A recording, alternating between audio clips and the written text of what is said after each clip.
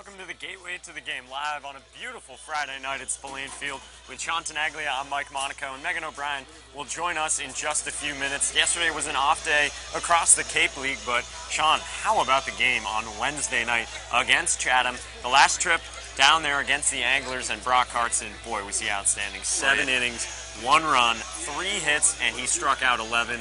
I think, for my money, that was as good a start as we've seen all summer. Yeah, that game started and ended with Brock Hartson. And if the Gatemen had any shot to win that game, it was due to his efforts. And it's tough that it was his last performance here for the Gatemen with, still a month left of baseball, but that really was one of the top 2 or 3 performances of the whole year. And Hartson, just his command on the mound was brilliant. There were 12 separate instances where he went up in the count 0-2, and that is the definition of dominance on the mound. Yeah, he was absolutely locked in. We talked to him after the game, and he said, oh yeah, that's an A game for me. And as you alluded to, Sean, he's being shut down for the rest of the summer as he threw 104 1/3 innings at UT San Antonio. This past year as a redshirt sophomore, so always want to take the precautions with an arm, and he's thrown a lot. That was his 5th start of the summer. So how will the Gatemen respond here as they head now, Sean, into a pretty pivotal weekend here because there are only 3 games back in the Western Division of the top 4 teams and the 4 teams in the West who all make the playoffs.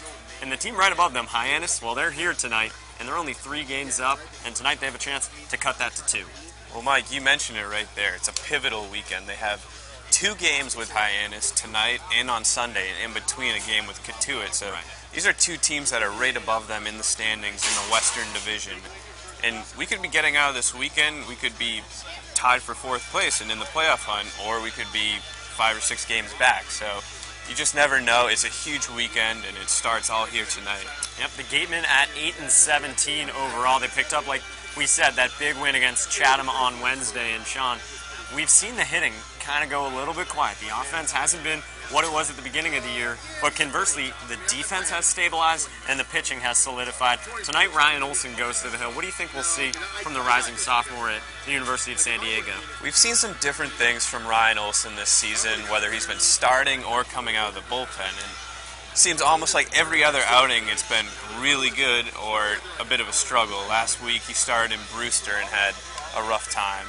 And then he came on in relief the other night, and he was phenomenal. So it just kind of varies, I think, but he has become one of the more consistent pitchers on this rotation, and for him to get a start on this big night, I think he will try to make the most out of it. Yeah, it's a rematch of the pitching matchup we had back on June 20th, the last time these teams faced off, and tonight they go at it again. Wareham and Hyannis coming up 7 o'clock. You're listening to the Gateway to the Game, and right now, let's send it over to Megan O'Brien, who has more on Brock Hartson. Thanks, Mike. And you mentioned it right there, guys. Brock Hartson, last time the Gatemen played was phenomenal. He threw 11 strikeouts. I had the chance to catch up with him after the game. It was his last game here as a Gateman. Said he couldn't go out any better way. He did give up 1 home run off of 1 pitch in the 3rd inning. And a tradition here for the Gatemen is if a pitcher gives off a home run, they have to carry around this pink backpack with some funny stripes on it. Since Brock left, he will not have to carry the backpack around, but they came up with a little bit of an alternative punishment. Ryan Olson gets the ball tonight. Like you mentioned, Sean has had a few struggles here and there in the starting role. Did okay against Orleans, but the offense for the Gatemen struggled. But tonight, the Gatemen have a little bit of a different lineup. Willie Calhoun will not be in the starting role. Kramer Robinson will slot in there instead to try and get these bats going, switch things up, and see if the Gatemen can go for 2 wins in a row. Back to you guys.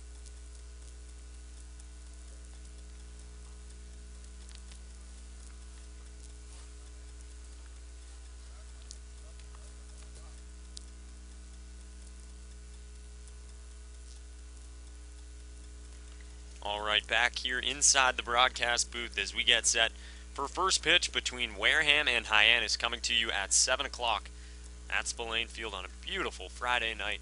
Barely any clouds in the sky with Sean Tenaglia. I'm Mike Monaco, and Sean, we heard all about the starting pitching, and it's been so good recently.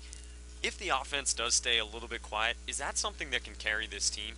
I think it really can, and we've seen that obviously with Hartson's game the other day. And unfortunately, the day before that, Drew Harrington tossed a brilliant performance, and the Gatemen were unable to get any runs as they were shut out. So I think the pitching can carry this team, but you know, the offense, if they can just put a few runs on the board, get that 1 or 2 big innings, that'll help out. I think that's all you need with some of these guys who are going out there on the mound. But, you know, the offense was so great for so long, you have to wonder if this is just a little rut along the road and they'll be able to rebound from that. Yeah, well, today the offense goes up against Hyannis right-hander Blake Hickman, and they saw him back on June 20th, the last time these teams faced off, and Hickman, a right-hander from the University of Iowa, grew up with Corey Ray, the Wareham outfielder, and they went to high school together at Simeon Academy in Chicago. Megan O'Brien caught up with Corey earlier. Joined by Corey Ray. Corey, tonight, your high school teammate from Chicago, Hickman, is going on the mound today. What do you expect to see out of him tonight? I expect to see a lot of fastballs. You know, he's a fastball power pitcher, and I expect him to pound the zone. Now, you guys have been playing together for a long time, go all the way back to Simeon, then again to White Sox Ace Academy. Can you describe your experience to me of playing with him? He's just a great teammate. He knows baseball. He knows what he's doing. He can play the game right. Now, you played for the White Sox Ace program. What was that program like? It was great. The things that I learned, the fundamentals that they taught us on the baseball field and also as men, it was something that I will never forget. And what's it like reuniting with your high school teammate at the highest level in college baseball? It feels great. Definitely excited, you know, to go out there and face him. I haven't seen him in about 2 years, so I want to catch up with him a little bit, but I'm excited today. All right, well, best of luck to you today, Corey, and we'll see you out there. Thank you. Thank you very much, Corey and Megan here, as we're back at Spillane Field. First pitch set for about 12 minutes from now at Spillane Field, where the Gatemen will take the field here on a Friday night. We talked about it in the open, Sean. 8-17 on the season. That's by 1 game the worst record in the entire Cape League. Brewster has 9 wins, but things are tightening up in the Western Division. Hyannis, like we said, just 3 games above the Gatemen, and then Katuitt a half game better than the Harbor Hawks at 11-13-1. And then there's Falmouth sitting at 500 at 12-12-1. This is very close, and like you said, a pivotal weekend. A whole lot could change. And something we've seen this year is that the Gatemen have performed well against these two teams. And against Hyannis, they picked up the win the last time, and against Katuitt, they're 3-0. So with a good history so far this summer, I think that, you know, they can have that confidence going out on the field and know we've beaten these guys before. Let's do it again and put ourselves back into playoff position. Well, the Harbor Hawks come in, and boy, have they been scuffling of late. They went on a 7-game losing streak. Then they won on Tuesday night before dropping right back into the loss column. They fell to Bourne 9-3 on Wednesday night. 4 errors for the Harbor Hawks, 5 walks for the pitching staff, and those have been 2 of the biggest problems for this Hyannis team. The defense and the pitching, and neither has been solid for much of this season. And the Harbor Hawks come in, they'll try to at least see if the offense can jumpstart that. And here's the lineup that Chad Gassman has set forth tonight. Daniel Keeley leads off and plays left field. The shortstop and the number 2 hitter is Dylan Bo Shears. In the 3-hole and in right, it's Donnie DeWeese. The cleanup man is the designated hitter Bobby Melly. Batting 5th is Austin Slater. He plays 3rd base. Carl Wise is the first baseman and bats 6th. The second baseman is switch hitting Sam Haggerty. He's in the 7th spot. The number 8 man is the catcher David Hauser, and rounding out the lineup is the center fielder Kyle Servance. And as we mentioned, Blake Hickman gets the ball for the Harbor Hawks. Leading off for the Gatemen is the second baseman Kramer Robertson, who has been on fire lately. Batting 2nd, the shortstop Blake Lacey. In the 3-hole, the designated hitter Keaton Aldridge. Batting cleanup and behind the plate is Chris Chinea. Batting 5th, the first baseman Nick Halamandaris. 6th, the center fielder Jake Little. Batting 7th is the left fielder Kyrie Washington. Jose Quas will be playing 3rd and batting 8th. And batting 9th for the Gatemen is the right fielder Anderson Miller. And as we mentioned before, on the mound is Ryan Olson.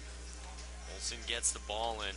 We'll see what Wareham's offense can do. 2 runs in the last 2 games. They had those 2 runs on Wednesday night against Chatham, and both came in the 7th inning. They only got it on 1 hit, Sean, helped out by an error as well, and one that could have maybe gone as a triple, but it was ruled an error, and then shut out on Tuesday night in a 2-0 Brewster win right here at Spillane Field. What do you think the offense needs to do to get going again? And we do see, especially 3, 4, 5, some of the big bats in this Gateman lineup that have been hot of late. Keaton Aldridge, Chris Chinea, and Nick Halamandaris. Well, you've seen Cooper Farris switch up the lineups a lot throughout the year. I don't think we've ever had one stretch where it's been a consistent lineup. It does stay pretty consistent in the middle with Aldridge, Chinea, and Hallam and Darris, and I do think it's going to need to start with them because with that heart of the lineup, that's where the run production needs to be coming from. And I think a key to this is what Coach Ferris always talks about, guys not trying to get too big with their at-bats and trying to hit one out of the park every time. We've seen when the team's been successful, it's a result of small ball, and you don't need a lot of hits. You just need to get on base and find ways to win. And the problem of late has really been leaving those guys in scoring position because for the most part they have been getting guys on base. They've just had that inability to bring them in. And it was interesting. We talked with Cooper Ferris after the win over the Anglers on Wednesday, and he was happy, of course, with the win to break another 3-game losing streak, but he still said pretty quickly that we just can't find a way to get that big hit in the big spot. Does it feel like it's coming, though? Well, it looked like it came a little bit the other night when Chris Chinea got that big 2-out single in the 7th that put the Gatemen up, and they ended up winning that game 2-1. So that was a very big hit that they were able to get, but as you mentioned, there were other instances that they were unable to. I do think that the team's coming around, and the way the offense has performed in the past, I think once they get through this rut and just realize we only need one inning where we put together these runs. Right. I think just knowing that and knowing, all right, let's get it here and not worry about it later. Just do our job now, get the job done. That's all they need to do. Well, the Gatemen are looking for a big win tonight over the Harbor Hawks with first pitch coming up in just a few minutes at Spillane Field. And earlier, we caught up with the Hyannis broadcast team for more on the Harbor Hawks. Joined now by the Hyannis broadcast team on the gateway to the game. And guys, Hyannis coming in struggling. They had that 7-game losing streak, then a win, then a loss. What's really been driving at the problems recently? Well, it's been a combination of, I think, all three facets of the game. Offense hasn't swung the bats well of late, although they have been picking it up. They went through a stretch where they scored 8 runs in one game, came back with 11, held to just 3. Last time out against Bourne, the defense has been suspect of late, 18 errors in the last 5 games, and the pitching is right now going through a streak of 6 consecutive games where they've given up at least 8 runs. You put all those together, it's really not shocking. You see that the stretch they're currently in. When it did get turned around just briefly a couple nights ago, what did it seem like a turning point? Because then very quickly it kind of turned right back around. Does it feel like the team's about to turn it around?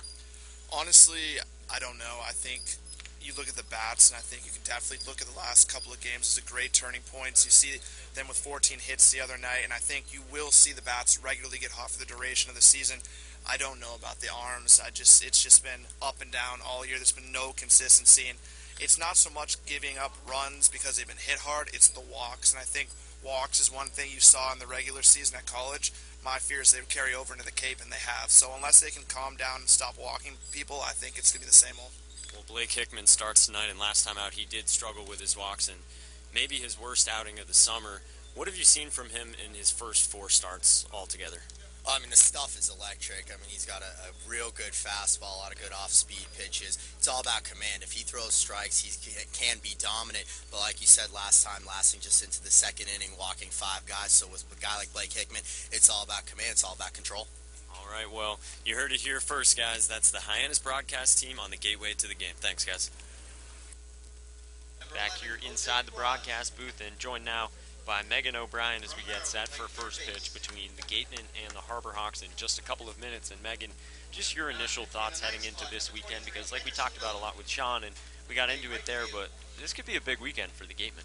This is a weekend of opportunities for the Gatemen, Mike. They've had their fair share of struggles, but we are at the halfway point, just past it, and this is the chance the Gatemen have. No better chance, in fact, to go on a little bit of a winning streak here, kind of right the ship and move up in the standings. Exactly right. 3 games back of the Harbor Hawks, who enter Spillane Field tonight. And the thing about Hyannis, Megan, we heard it from their broadcast team just a couple of minutes ago, 8+ runs allowed in each of the last 7 games. And we talked about it. They were on a 7-game losing streak. Then they got a win. Then they lost again on Wednesday, 9-3 to Bourne. This is a big opportunity in that sense, too, to head into the weekend to find a way to jumpstart the bats, I think. Oh, absolutely, Mike. And the Gatemen, as of late, have struggled to put runs on the board. In the past was not something that this team struggled with. So tonight, looking to change that a little bit, put some runs on the board. And I think one thing that's interesting is the fielding for Wareham has been a bit of a rough spot, but for Hyannis as well, it'll be interesting to see Ryan Olson on the mound. So the Gatemen have faced off against Hyannis. This was the third matchup, and they have faced Hickman before. Yeah, that was the game on June 20th, which turned out to be a 7-5 win for the Gatemen and Megan. That at the time was important because it gave Wareham back-to-back wins for the first time since the 2012 playoffs. We haven't seen them get hot since then. But does it still feel to you like that will come, or is it something where it's going to go a couple of losses, then a win, then a couple of losses, then a win, like it has for the past few weeks? Mike, to me, this is a playoff team. They have the talent, they have the chemistry. They just haven't really put it together. Once they get on a roll, I don't think much will be able to stop them. All right, well, we'll take a look around the league real quick as we are getting set for first pitch at Spillane Field. Wareham in the home red uniforms as it's Red Shirt Friday across the entire Cape League, honoring military who have protected us over the years, and a great cause that they do. Hyannis in the road blue jerseys with the orange trim. And catching you up on the other scores here around the Cape Cod Baseball League, Falmouth with a 7-2 advantage over Cotuit in the top of the 8th inning over at Arnie Allen Diamond in Falmouth. So the Commodores trying to get their 13th win of the summer and stay in second place in the West. Brewster ahead of Orleans 5-2 in the bottom of the 5th inning at Stony Brook Field. Yarmouth Dennis leading Harwich 2-0 at Red Wilson Field. The Red Sox have been hot of late, looking to get to 500 on the season. And starting in just a few minutes down in Chatham, the Anglers play host to the Bourne Braves, who lead everybody in the Cape League, tied for the best record. Right now we're going to send it inside Spillane Field for the playing of the national anthem.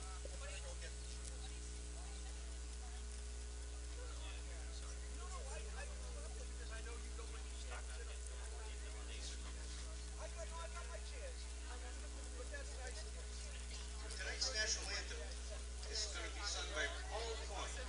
Raised in Onset, Paul is a lifelong Gatemen fan.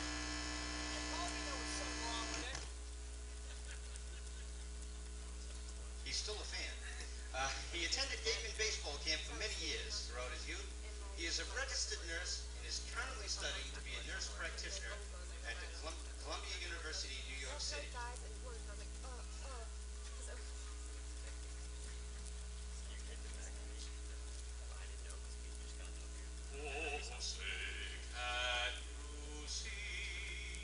By the dawn's early light, what so proudly we hailed at the twilight's last gleaming, whose broad stripes and bright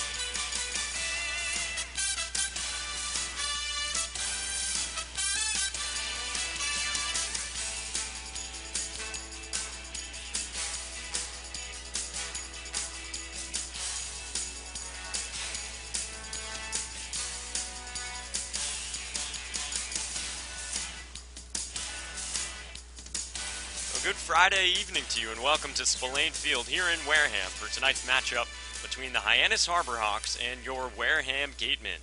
Alongside Megan O'Brien and Sean Tenaglia on the Cape Cod Baseball Network, I'm Mike Monaco. A day off yesterday, but the Gatemen escaped Chatham with a huge 2-1 victory on Wednesday night.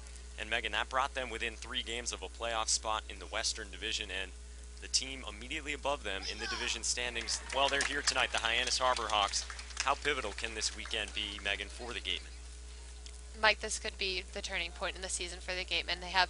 They won in their last game, and then they face Hyannis tonight, who we mentioned before went on a 7-game losing streak, and then tomorrow it's facing Cotuit, who has not been able to beat the Gatemen this season. So, Mike, it's really important. Hyannis just 3 games ahead of Wareham. Cotuit not too much farther ahead as well.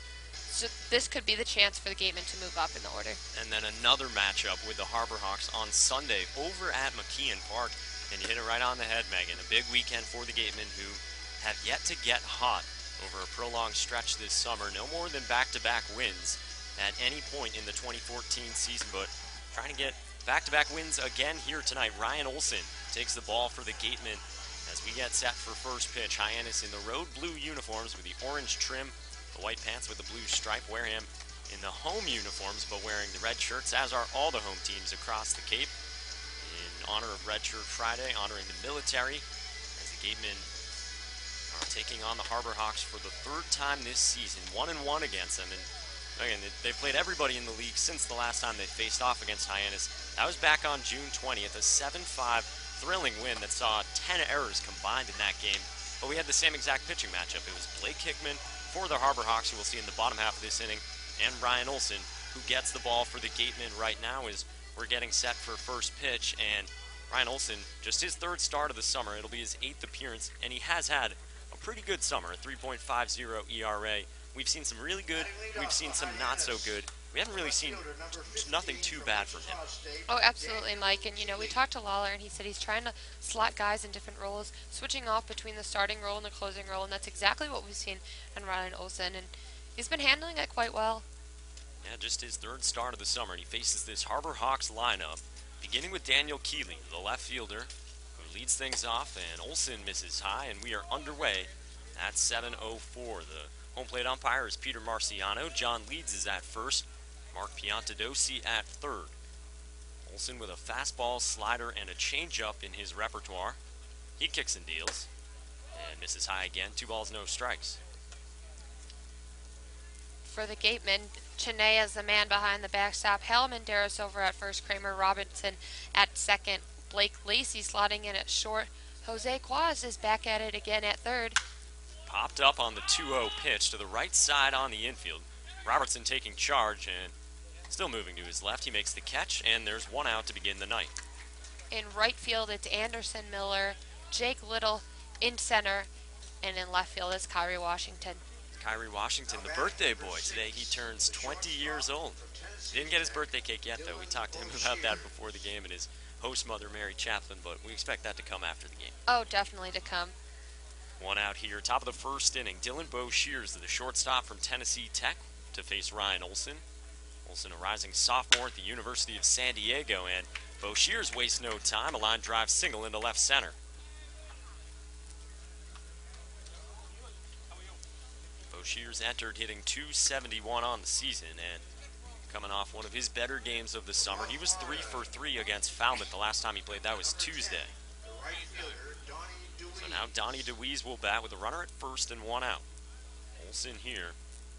His last 3 appearances all in relief, and like you talked about with pitching coach Jim Lawler changing up the roles on this staff as a whole, tonight Olson gets the starting nod, and he misses high to DeWeese.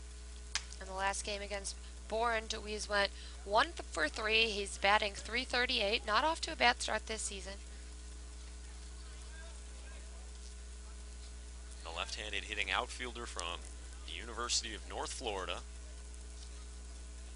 Olson with the hold in the 1-0, fouled back, and it's 1-1.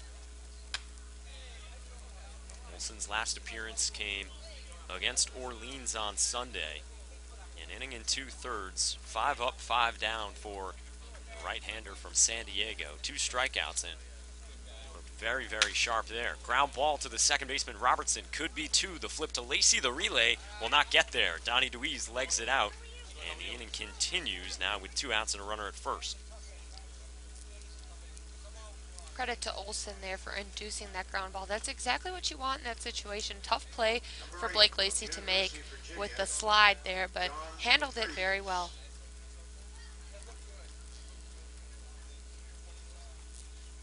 So 2 gone, and the batter is John Laprice, the infielder for Virginia.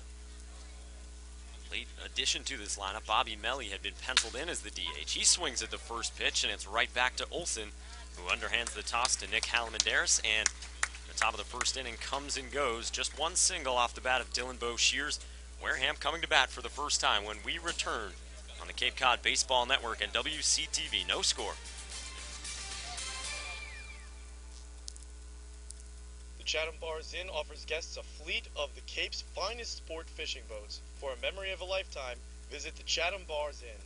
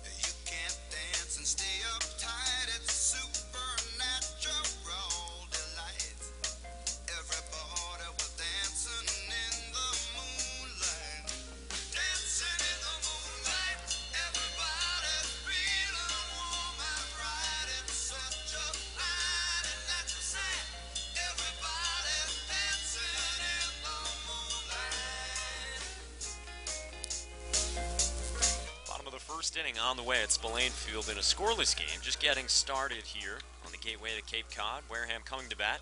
It'll be Kramer Robertson, Blake Lacey, and Keaton Aldridge leading off for a struggling Gatemen lineup, Megan, that has only put together 2 runs combined in the last 2 games. Both of those came in the 7th inning against the Anglers on Wednesday night. Shut out the day before against Brewster, a lineup that really had been good for the majority of this season and had carried the team, but right now very much so struggling. They'll face Blake Hickman, the right-hander from the University of Iowa. His 2nd start of the summer against this very Gatemen team, 5th start overall, and really coming off his worst outing came against Chatham on Sunday. Robertson into the leadoff spot today as Willie Calhoun is off.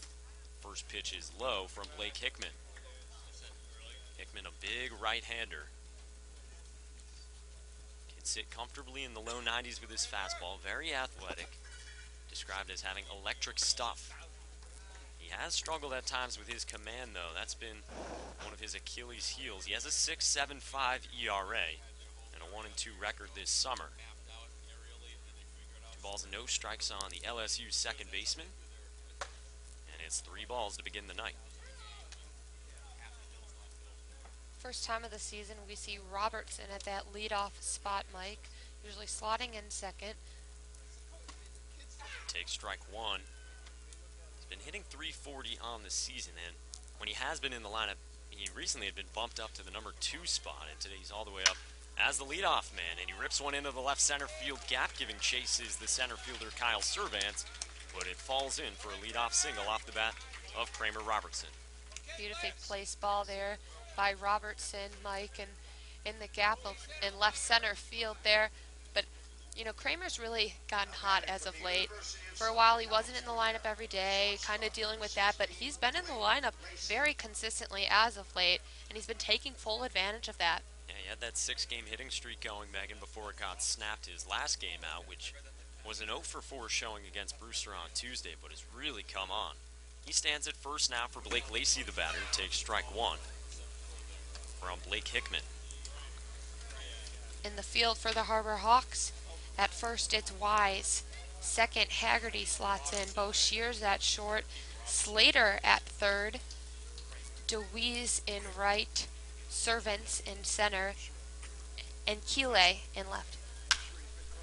The 0-1 is popped up down the right field line, giving chases Wise. Coming on DeWeese, and he'll make the grab in foul territory. No advancement from Robertson, and that's the first out here in the home half of the first inning. From Memphis, the designated hitter. Behind the backstop for the Harbor Hawks is Hauser. Hauser back there for Blake Hickman. Chicago native, went to Simeon Academy, the same high school as Wareham outfielder Corey Ray, who's not in the lineup to begin the night. Keaton Aldridge, the DH, will bat here with 1 out and 1 on. Hickman, a two-way player originally at Iowa through his first 2 seasons. He didn't pitch as a freshman, only a catcher and first baseman there, and then transitioned to just pitching this past year. Aldridge back up the middle. It gets through the gloves of both middle infielders. Robertson digging for third, and he's there. Runners at the corners for the Gatemen with 1 out in the first inning. And fielding, Megan, continues to be a problem for the Harbor Hawks. From LSU. Does continue to be a problem. Like, it looked like a communication error on that one. Very hard hit ball by Keaton Aldridge. But you got to give Kramer Robinson some credit on that phenomenal base running. Yeah, Robertson wasted no time, and he went right to third as the ball snuck under the mitts of both Bo Shears and Haggerty. It is ruled a hit for Aldridge, and he now has hits in 16 of his 16 starts this season. Chris Chinea, the cleanup man, the catcher tonight, he takes outside. So the Gatemen with an early chance to jump out and try to find a way to get that offense going. It's been stagnant over the past week or so. Not just those past 2 games, but leaving guys in scoring position over the good course of a week. Chinea out to right field, going back, Donnie DeWeese. He does make the catch while backpedaling. The second out, but it'll score Kramer Robertson, and the Gatemen strike first, 1-0 on the sacrifice fly from Chris Chinea. You know, Mike, I really like this starting order here of Robertson, Lacey, Aldridge, and Chinea. You got a very powerful way, and as we've mentioned before, runs are contagious. If these guys can get the bats going, the hope is that it continues later on in the lineup. Right, when you have, especially Robertson, Aldridge, and Chinea, those have been 3 of the steadiest hitters of late. And, well, here's Nick Halmendaris, and he's been coming alive as well. 1-0 Wareham, and Halmendaris swings at the first pitch over to Haggerty, who tosses to first, and that does it for the first inning. But the Gatemen get 1 on the sacrifice fly and lead it 1-0 after 1 full at Spillane Field on the Cape Cod Baseball Network and WCTV.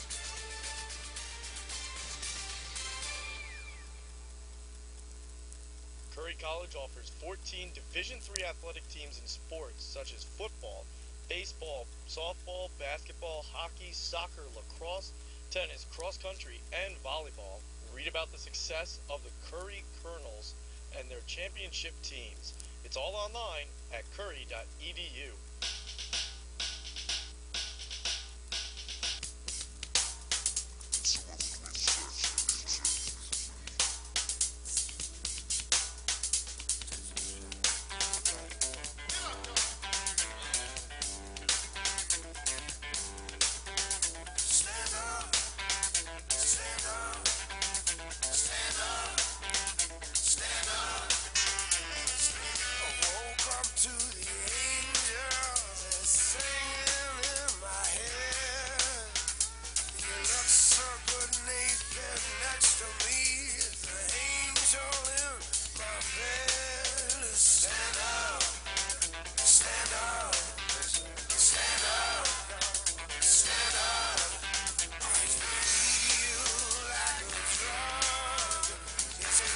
Jump out early with the run scored in the bottom of the first inning, and again, the runs have been few and far between of late, so Ryan Olson gets a run to work with as he heads back to the hill for his second inning of work, facing 5, 6, and 7 in the Harbor Hawks lineup. Austin Slater to start things off, a returning Harbor Hawk this summer. The Stanford third baseman who waits on the first pitch of the inning from Ryan Olson. Here it comes. Starts out with a slider for strike 1. Slater will be a senior next season at Stanford. He was drafted in the 8th round by the San Francisco Giants in early June, but here he is with the Harbor Hawks for a second go-round. Olsen trying to get ahead but can, and it's 1-1. Batting .267, Mike. Not anything extremely impressive, but not terrible through 16 games. Has had 3 doubles, 2 triples, and 6 runs. Batted .277 last summer with Hyannis, the 1-1. And that stays high from Olsen. Olsen's last start came June 24th against Harwich. That was a 4-1 loss for the Gatemen, Megan, over at White House Field. And Olsen did have 6 strikeouts, but only lasted 3 2/3 as he gave up 6 hits and he walked 2. And very similar outing when he faced off against Hyannis. That was just 4 days before that on June 20th. 4 2/3 in that game. 4 runs, but only 1 was earned. That was the game Wareham had 6 errors. Here's the 2-2. Off speed, and it misses, and the count goes full.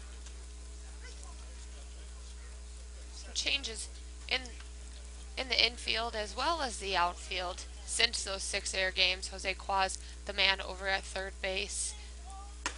Outside corner called strike 3. Olsen picks his spot and lands it right there to fan Slater to begin the second. But like I was saying, Mike Quaz over at third base and Kramer Robertson at second. Those are 2 of your best infielders on the team, and they've really, the past couple games, limited those errors. Yeah, we didn't see any errors against Chatham. None against Brewster 2 nights ago. Wareham has really shored things up on the defensive side. Also didn't have any errors against the Braves at the beginning of the week. First pitch to Carl Wise draws an appeal, but he didn't go, says first base umpire John Leeds. Strikeout here, the first of the night for Ryan Olsen. Gave up that single to Bo Shears in the first, but nothing more. This is a ground ball yanked to the left side, fielded by Lacey, and the throw is over. 2 up, 2 down to start the second. Good communication there by Quaz and Lacey. Could have really gone to either one. They looked at each other, spoke about it, and Lacey handled that one very well. Megan, what have you seen from this defense in general? Because over the past few games, it really hasn't mattered who Cooper Ferris has put out there. He's continued to rotate the lineup. We've just seen better defense in general all the way around. Well, Mike, I think we mentioned before, I think there's been more stress placed upon the defense. We talked about last week how instead of doing early out batting practice, they did early out fielding practice. So I think they've recognized that it's a problem. They've been working to fix it. Wareham for so long was the worst fielding team in the Cape League. And that dubious honor now belongs to this Hyannis squad. Swing and a miss from Sam Haggerty, the second baseman. Switch hitter batting from the left side. It's a ball and a strike. Beautiful off-speed pitch there by Olsen. Hyannis with that worst fielding percentage at .951, 47 errors. The Gatemen, like we said, were ahead of everybody, but now third to last, 39 errors on the season. They had that stretch of 20 errors in 7 games, highlighted by the 6-error day against the Harbor Hawks over at McKeon Park. It is much solidified. Hard hit ground ball on 3 hops to Kramer Robertson. He throws to first, and it's a 1-2-3 inning on the hill for Ryan Olsen. We're through 1.5. That's Spillane Field, 1-0 Gatemen. We go to the bottom of the second.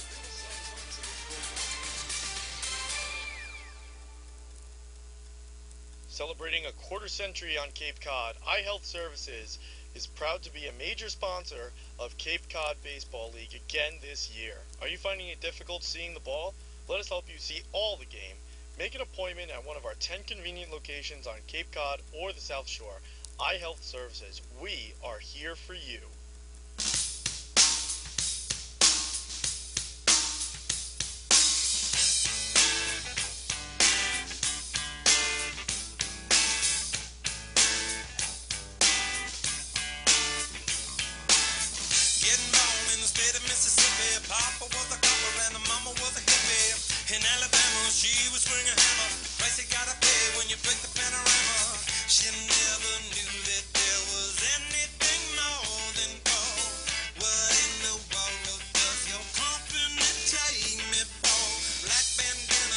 Louisiana, Robin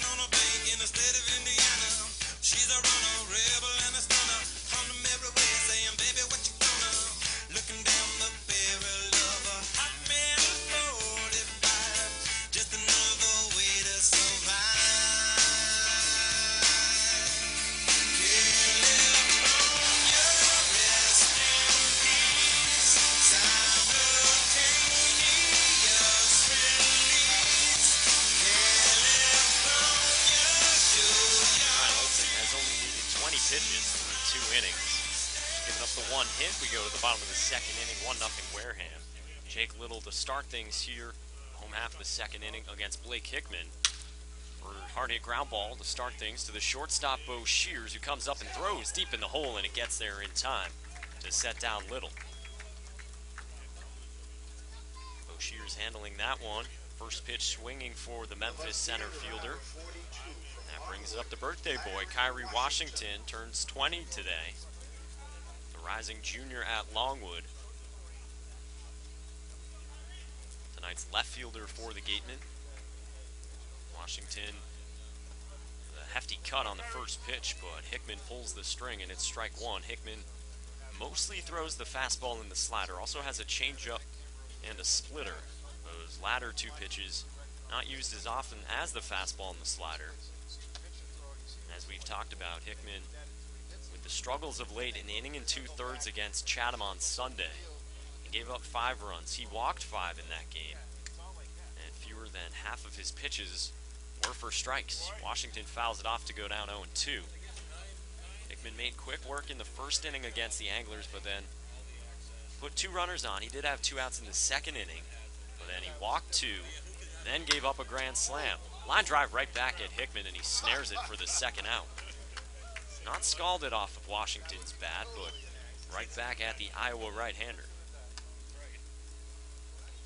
The right fielder, number 23 from Western Kentucky, Anderson Miller. Hickman back into it on the hill for the Harbor Hawks here on Friday night, and they really try to break out of this stretch. That loss to Chatham on Sunday, that made it 6 losses in a row. It got to 7 for Hyannis before they did get the win over Falmouth on Tuesday, an 11-8 victory at home, and then right back in the loss column on Wednesday against Bourne. Jose Quaz takes upstairs for ball 1, the third baseman from Maryland. He's trying to get going offensively. Hickman kicks and misses up and in. Quaz at 190 for the summer through 6 games. 0 for 2 with a walk against Brewster a couple of nights back. Swings through a fastball up and in. Hickman's start against the Gatemen was his 2nd of the summer back on June 20th. That was the 7-5 Gatemen win. He was solid in that game. 5 innings, 3 runs, and none of those were earned.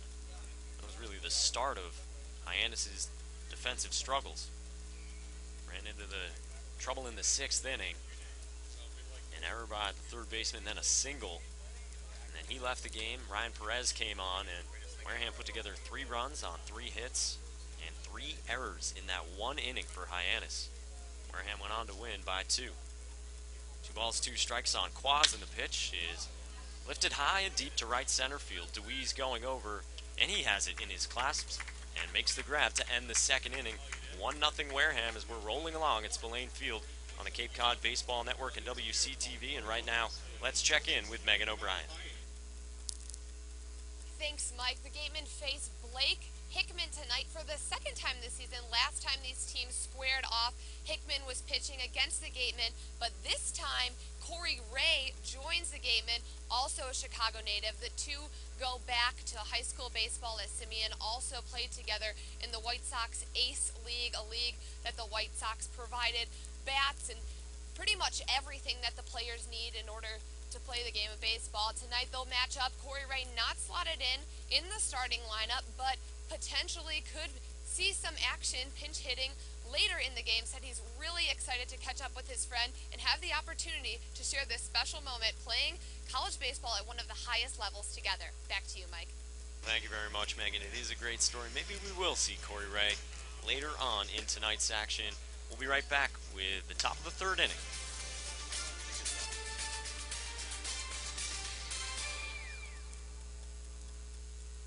Visit our website, gatemen.org, for the latest Wareham Gatemen and Cape Cod Baseball League news, information, and everything you need to know about Gatemen baseball. Again, that website is gatemen.org. Quick work all the way around at Spillane Field. Friday night baseball, and well, we couldn't ask for a better night, really. Comfortable, temperatures in the 70s, hardly a cloud out there. On the gateway to Cape Cod, Wareham, Massachusetts. Gatemen with that 1-0 lead. They scored the run on the sacrifice fly from Chris Janea in the home half of the first inning. Ryan Olson back to the hill right now. He's retired 5 in a row. 8-9-1 due up for the Harbor Hawks, beginning with the catcher, David Hauser. Olson over the head, and the first pitch of the inning is a slider. Turns through the zone for strike one. Hauser will be a junior at Tennessee this season. The backstop struggling mightily at the plate. Batting .118, just 4 hits in 34 at-bats. Takes another slider, and Olson, looking sharp, gets ahead 0-2. Catching spot has really been a problem for Hyannis to find offense. Arden Paps, the other catcher, with 4 hits as well. He's hitting .103. Here's the 0-2. Tipped into the mid of Chinea. He hangs on. Second strikeout of the evening for Ryan Olson. 1 gone to start the third. Olson just needing 3 pitches to get through David Hauser. Now it turns to the number 9 hitter, Kyle Servance. The rising junior at Houston. He's been scuffling as well, hitting .194.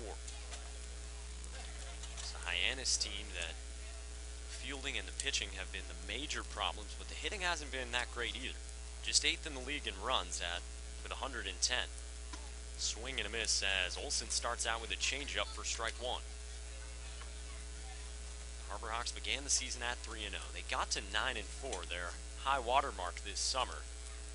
We're at 10-6, but then they've lost 8 of their last 9 games, and Megan, this is a team that, you talk about important weekends, they've got to find a way to bring things back.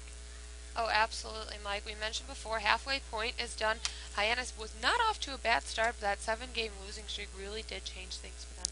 It's the longest losing streak, or winning streak, longest streak of any kind in the Cape League this summer. Wareham, at one point, lost 5 in a row. 1-1 on the way to Servance, outside corner with a fastball, 1-2. Gatemen just 3 games back of the Harbor Hawks if you're joining us late. They face off with Hyannis tonight as well on Sunday.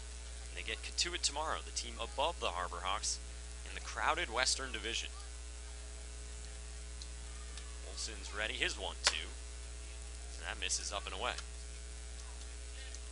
Servants been struggling here at the Cape, only batting .194, Mike, through 23 games.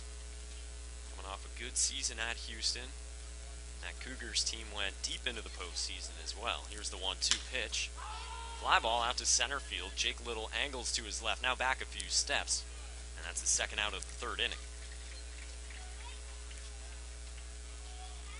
1-0 Wareham. Top 3 at Spillane Field, and back over to the beginning of this Harbor Hawks lineup for Daniel Keeley, who popped out to second base to begin the night. Yeah, Bourne Keeley had quite the game, Mike. 2 for 4.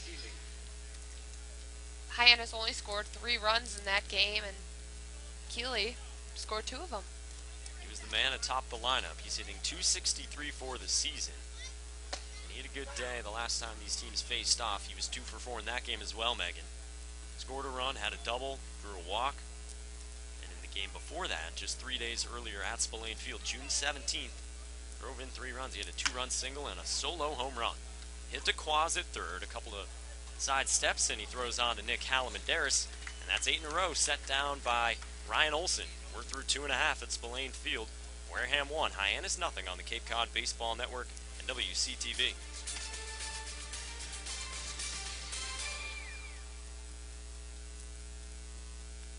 Join the thousands of other Gatemen fans following us all year long on Twitter. Stay up to date online or on your mobile device with the latest Gatemen news and information. We'll be tweeting during all of our games with score and game information. Follow us on Twitter at Wareham Gatemen.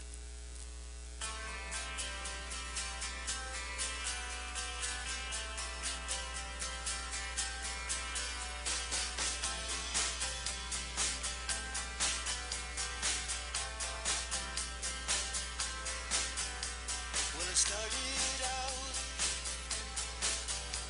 down a dirty road. Started out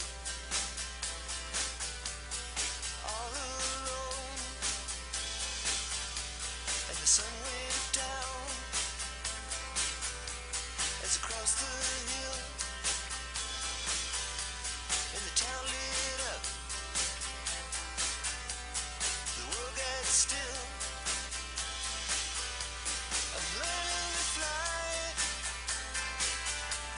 but I ain't got wings. Coming down is the hardest thing. Bottom of the third inning at Spillane Field. Wareham ahead 1-0. And it's Miller, Robertson, and Lacey due up against Blake Hickman as we are speeding along. Very quick work for Ryan Olson tonight. And Blake Hickman has been sharp as well. The right-hander starts it to the number 9 man Miller, who taps it foul behind home plate. 8 in a row retired by Ryan Olson tonight. He's been good. A couple of strikeouts, inducing quite a few ground balls as well. 5 on the night already. The 0-2. Miller taps one to the right side. Hickman with an athletic play off the mound and tosses to first. And there's one gone to start the home half of the third inning as Miller rolls back to Hickman. Go, Kramer.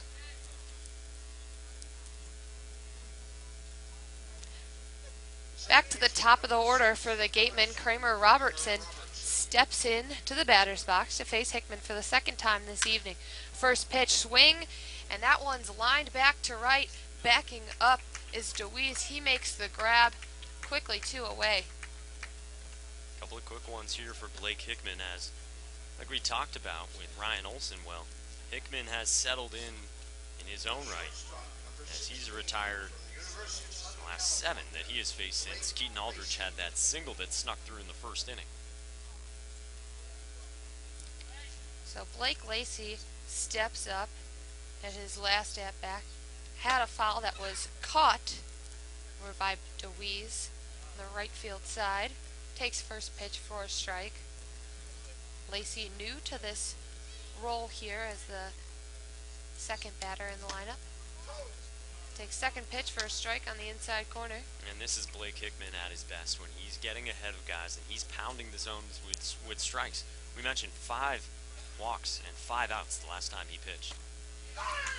So a 3-pitch strikeout for Blake Hickman, and we'll go to the top of the 4th inning. Wareham leading Hyannis 1-0 here on WCTV and the Cape Cod Baseball Network.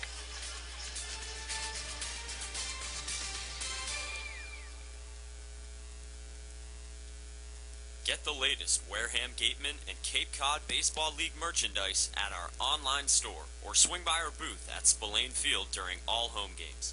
There are a number of new items for 2014, including a large selection of hats, t-shirts, golf shirts, sweatshirts, and other novelties.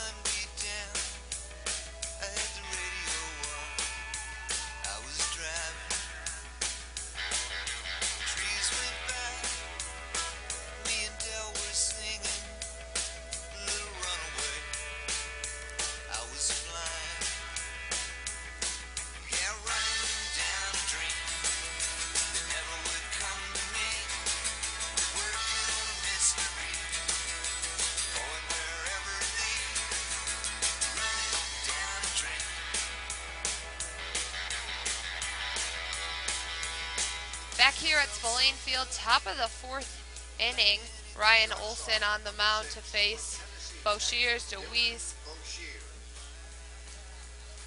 and LaPrise. So first up is Dylan Boshiers, the shortstop for Hyannis. 8 in a row retired by the USD right-hander. Blake Hickman has really matched him on the other side. Hickman has only needed 28 pitches to get through 3 innings. That third inning only required 7 pitches.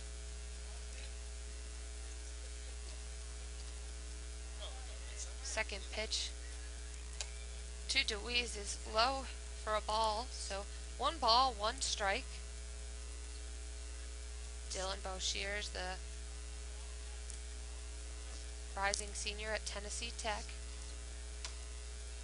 Takes that one outside for a ball. 2-1 the count. A couple of final scores in the Cape League. Around town, Falmouth with a 7-5 win over Cotuit. So the Kettleers now at 11-14-1. We'll see them tomorrow at Lowell Park. Boshears pops this one back. Chinea throws a helmet off, is chasing it, and it's just over. We got a nice little close-up of Chris Chinea running right by our camera. So it went over the fence. Not enough room for Chinea to work with. The other finals so far, Yarmouth Dennis with a 2-0 win over Harwich, and that's 8 wins in the last 11 games for the Red Sox, as the Mariners in danger of giving up that top spot in the Eastern Division. They've been world beaters to begin the summer. It's a 2-2 pitch, and that one is drilled out over to left field. Kyrie Washington moving over, makes the grab. One batter, one out for Ryan Olson. Yeah, he keeps cruising along, Megan, and we talked about it early on. We could tell on Wednesday night just how good Brock Hartson was going to be, and we're getting a similar vibe right now because everything from Ryan Olson is around the zone. His command looks especially sharp, and we've seen him throw all 3 pitches well at some point through the first 3 1/3. Oh, absolutely, Mike. And one thing that Brock Hartson really dominated on was getting ahead of batters, and Olson seems to be doing the same thing here. First pitch to Donnie DeWeese, chops that one foul right side. 1 strike. And we've seen Olson, like we've talked about, in a lot of different roles, but it is only his 3rd start of the summer, and for a guy who had an up and down season as a freshman at San Diego, as he'd be quick to tell you, he gets back into that starting pitching role. It's a little bit different because most of his appearances, 15 out of his 21 appearances as a freshman with the Toreros, were out of the bullpen, and he only threw 36 innings total. Clips the second pitch on the outside corner for strike 2. 0-2 the count. And Donnie DeWeese fouls that one back right against the backstop. Mike, we could have grabbed that one. We had the gloves out in Chatham on Wednesday, or we should have had the gloves out because everything was coming near us, and we're up in the booth here at home at Spillane Field, but the ball's still finding us early on. Donnie DeWeese off to a tremendous start this season, batting .338, 5 doubles on the season, 22 games. A rising junior at North Florida. He's a very patient hitter, leads this team with 12 walks, and he has good speed as well. He's stolen 10 bases, he's driven in 12 runs. He's done a little bit of everything for Hyannis manager Chad Gassman, and he's battled a nagging hamstring injury, especially early in the season, that limited him initially, but then really started to get hot mid-end of June. The 2-2 the count. The pitch from Ryan Olson. That one's hit fly to Kyrie Washington. He takes a few steps back, makes the grab. 2 away. Keeping Washington busy out in left field to start this 4th inning, and Olson just continues to look very, very sharp on the hill. Everything's around the zone, and then we're seeing him really creating some uneven contact from these Harbor Hawks hitters where he's coming in on their hands and jamming them, and they're floating fly balls and pop-ups everywhere. So John LaPree steps in, the DH for tonight, swings at the first pitch. It's a slider for strike 1. Yeah, LaPree's the late addition to this Harbor Hawks lineup. Bobby Melly had been supposed to be the cleanup hitter, the DH early on, but LaPree's penciled in, playing in his 8th game of the summer. He's 7 for his first 17. He, of course, got here late because he's been finishing up his sophomore year with Virginia as the Cavaliers went to the College World Series, that championship series against Vanderbilt. Commodores eventually taking that. So 1-1 the count. The pitch from Olson. It's that one. Lacey dived, but can't make the play. Kyrie Washington will scoop it up, and LaPreece will hold up at first. So it's a single for LaPreece. Still 2 away. That breaks up a stretch of 10 in a row retired by Ryan Olson on the hill, and just a very hard-hit single off the bat of LaPreece. Blake Lacey made a good diving bid bang, and for a second looked like he might have a shot. It kind of just went under his glove. It wasn't so much out of his reach horizontally, but rather underneath the mitt.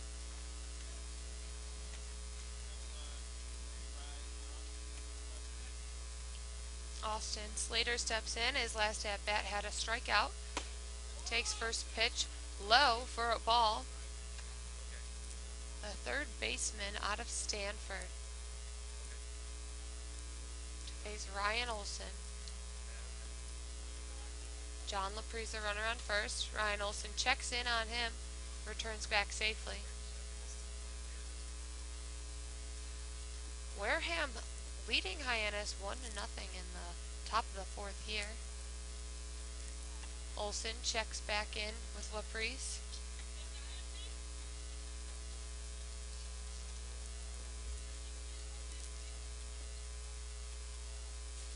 So Ryan Olson.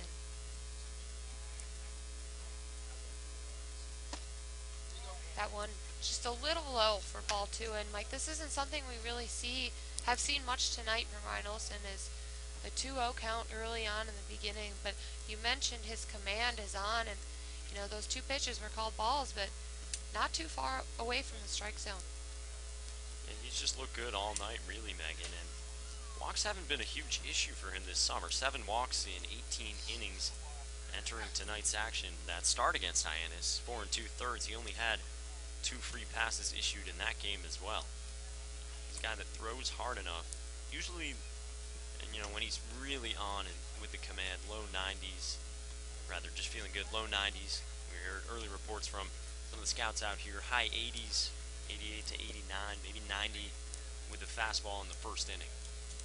So Austin Slater, the rising senior at Stanford, as LaPre's goes to take off to first. Chinea throws down. They got him in a pickle here, running back and forth, but Lacey makes the tag. So that will do it for the top of the fourth inning. We'll head to the bottom of the fourth. Wareham leading Hyannis 1-0 here on WCTV and the Cape Cod Baseball Network.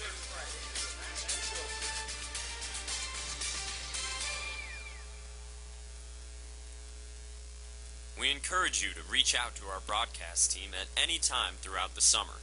Email us at gatemanbroadcasting@gmail.com and send us any comments, questions, concerns, and other feedback you may have, positive or negative. This is a great way to interact with Megan, Sean, and myself during the season.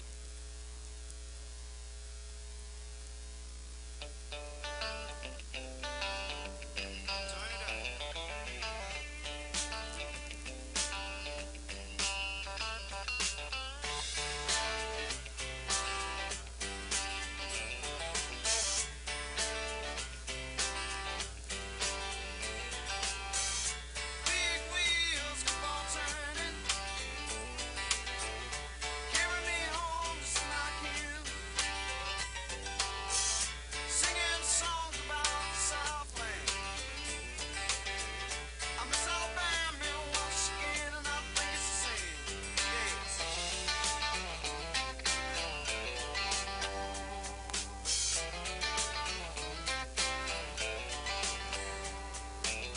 Well, I heard Mr. Young sing about her.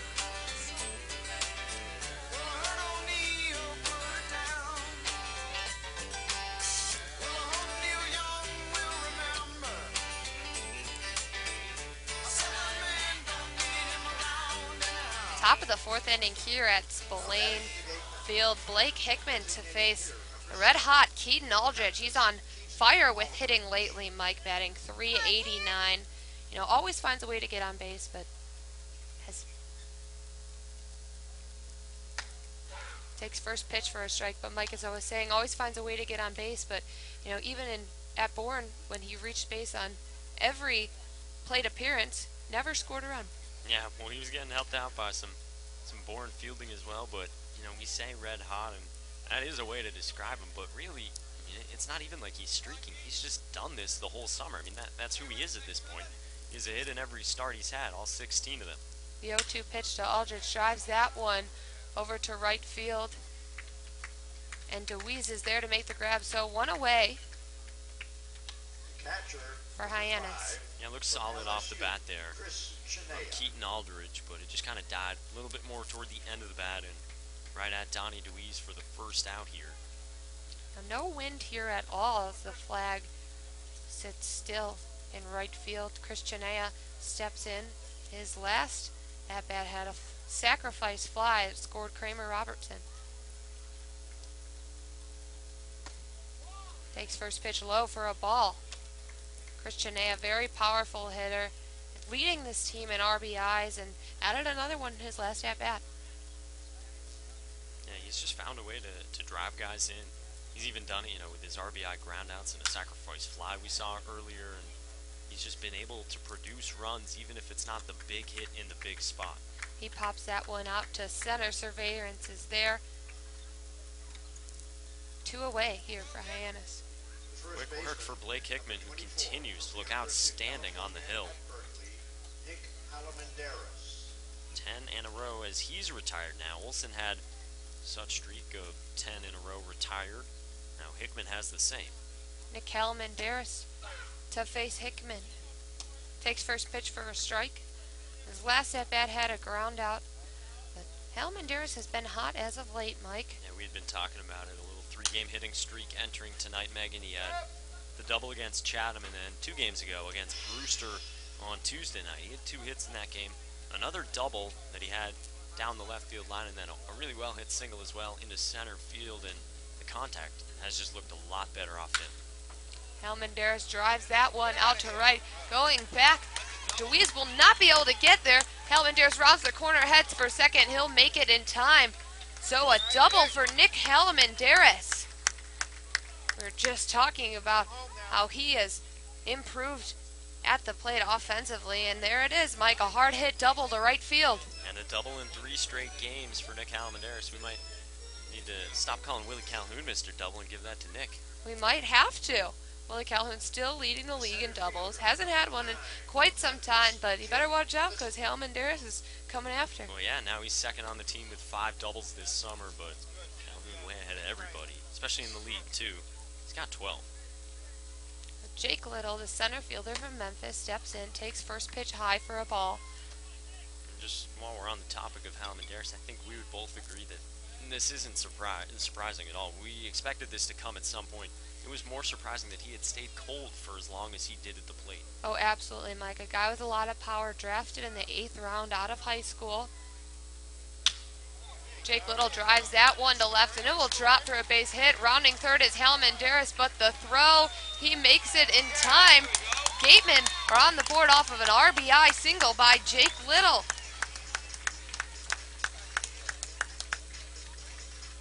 Jake Little gives the Gatemen another run, and just a well-hit ball by him, too, into the left center field spot. Not too far out of the reach of Daniel Keeley, but Halaman-Darris with 2 outs. He's running on contact, and even the big first baseman can get around. He runs pretty well for someone his size, and he gets there, and Jake Little supplies the second run of the night. So Kyrie Washington steps in, and Mike, we mentioned before, getting runners in home when they're in scoring position was a problem. We saw the Gatemen leave the bases loaded twice. Oh, a huge problem, Megan, and Hickman had retired 10 in a row. And Kyrie Washington drives that one over the head of Bo Shears. It will drop down in front of Keeley for another single. And now it's 3 straight hits. I mean, just like that, this Gateman offense comes to life a little bit here, and it all happens, Megan, with 2 outs, which had been a little bit of a problem recently because, like you said, they had been getting guys on and then just kept giving up chances to score, squandering those opportunities. Oh, absolutely. And when you have 11 or 12 hits in a game and are only able to put up 1 run, it's an issue. And that's what happened against Bourne. So now 2 men on. Jake Little over at second, and Kyrie Washington at first. Jose Quaz, the batter. His last at-bat had a fly out to end the inning back in the 2nd inning. Bottom of the 4th, Gatemen leading the Harbor Hawks 2-0 here on the Cape Cod Baseball Network. Megan O'Brien alongside Mike Monaco. Mound visit there to try to settle down Blake Hickman. Trying to keep it a 2-0 game. First pitch to Quaz. Clips the outside corner for strike 1. And Wareham with good speed out there. Little at second, he'd score on pretty much any hit to the outfield with 2 outs. And don't sleep on Kyrie Washington scoring on something as well from first base because he runs well. He does have a lot of speed, Mike. Oftentimes underestimated for his speed, but he can run. 0-1 the count, 2 outs. 2 runners on for Wareham. Blake Hickman checks over at Little. He'll step off the mound. And this is a pretty big moment here for Blake Hickman because he had run through the first 3 innings, just allowing those 2 first-inning hits, and now all of a sudden it's up to 5 hits for the Gatemen. There's 2 on. Can he keep it at just the 2-0 game like we said? The 0-1 to Quaz. Big swing and a miss there for strike 2. Great response right off the bat there. Comes back, he gets ahead 0-2, and he throws the off-speed pitch right there to Jose Quaz. Looked like it might have been the slider, maybe a changeup. Well, he got him chasing on that one as it was a little outside, Mike. The 0-2 pitch chops that one over to third. Slater steps on the bag, gets the tag from Little. So the Gatemen put up a run, but leave 2 men stranded. We'll go to the 5th inning. Wareham leading Hyannis 2-0 here on WCTV and the Cape Cod Baseball Network.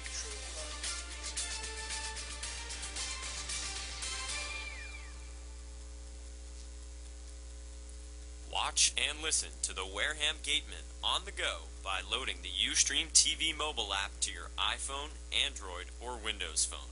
Go to ustreamtv.com or find the link on our Pressbox page at www.gateman.org.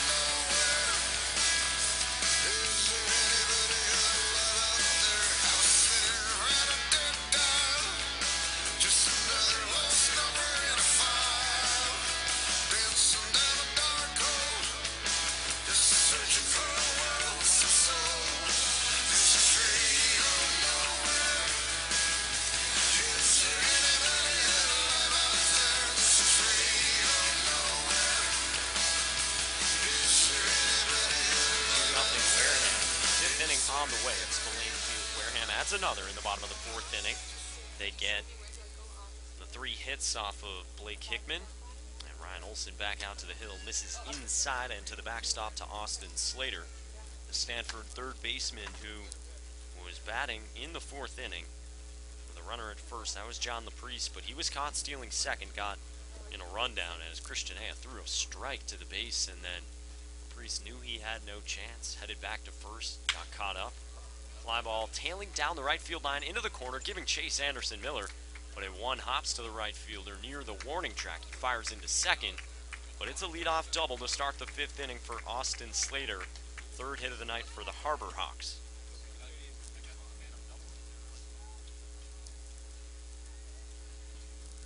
So Slater with the leadoff double. Boshears reached second base in the 1st inning.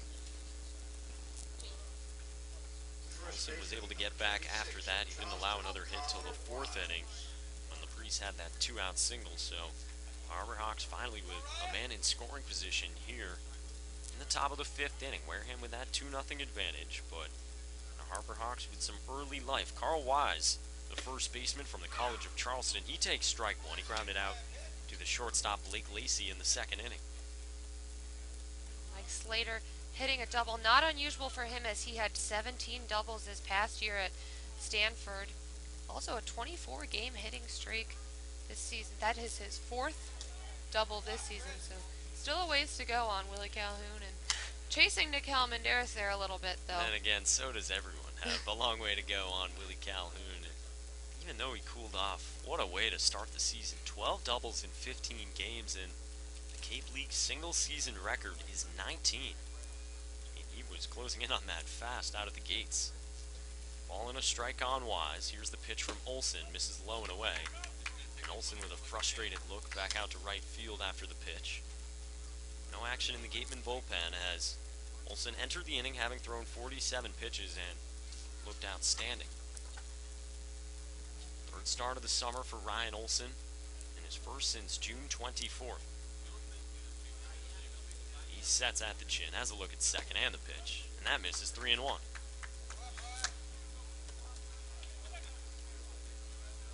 That'll draw Travis Lawler, one of the pitching coaches, Jim Lawler's son, Travis, out to go chat at the mound with the right-hander, who so far today, he hasn't walked anybody. Now, Olson used to working with Coach Lawler. He played for him in Team USA in 2012. Said he's happy to be back working with Lawler. Yeah, that was one of the things when we talked to Ryan Olson before the season, Megan. He was so excited about getting back and working with Jim Lawler because he mentioned it was a tough year for him at San Diego. Just on-field performance, but also he felt like, you know, not on game days that maybe his mechanics had been slipping a little bit. So really, really was looking forward to getting back and working with Lawler. And, well, he's been reliable this summer, a 3.50 ERA entering tonight. And that great run with Team USA, which won gold at the World Championships in South Korea. 3-1 is cut on and missed by Carl Wise, and now it's full. Great response there by Olson.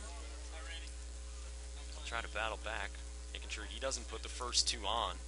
Here in the top of the fifth inning, Wareham up 2-0. A run in the first, a run in the fourth. The payoff pitch, tapped weakly foul. Like you mentioned, Olson's rough freshman year, he did break his vertebrae back in the fall, came back in January, and really struggled getting back from that injury. He's responded well this summer, though.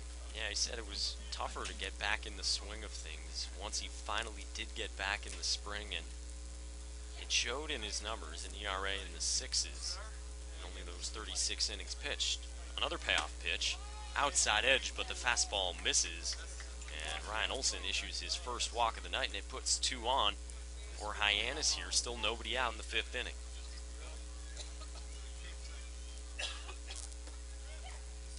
First time we've seen Olson struggle at all, really, with the command. First, or rather second full count of the night. There's 2 aboard for Sam Haggerty, the second baseman from New Mexico. Grounded out to second base. That ended the second inning, his first time up. Haggerty at 247 for the season. He has 5 doubles. Driven in 6 runs. Squaring a bunt early on. Charging from third is Quaz. It rolls right next to the line and stays sitting on it, but it is a foul ball just off the edge. Chinea was there to pick it up. The home plate ump, Peter Marciano, was staring right at it, just a hair foul. Good move by Chinea there, running up to it slowly, letting it get foul, and then eventually picking it up. That's a huge, huge moment right there because there was no shot of getting Haggerty. They were going to let that roll. If it had stayed fair, it would have been bases loaded with nobody out. Instead, it's 0-1 on Sam Haggerty. Still a lot of work to be done for Ryan Olson and the Gatemen. Slater at second, Wise at first. Quaz, the third baseman, still in on the grass. We'll see if Haggerty tries it again. He does square even before the motion from Olson. And he drops it down foul and goes down 0-2. And he's noticeably frustrated inside the box. Slams his bat on both of his cleats. Spits and grips that bat extra tight. Missed opportunity for the Harbor Hawks. And that's been the theme of their 7-game losing streak, Mike. Missed opportunities, misplayed balls.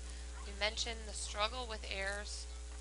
It seemed like they might have turned it around with that win on Tuesday, but right back in the loss column on Wednesday. Olson misses low.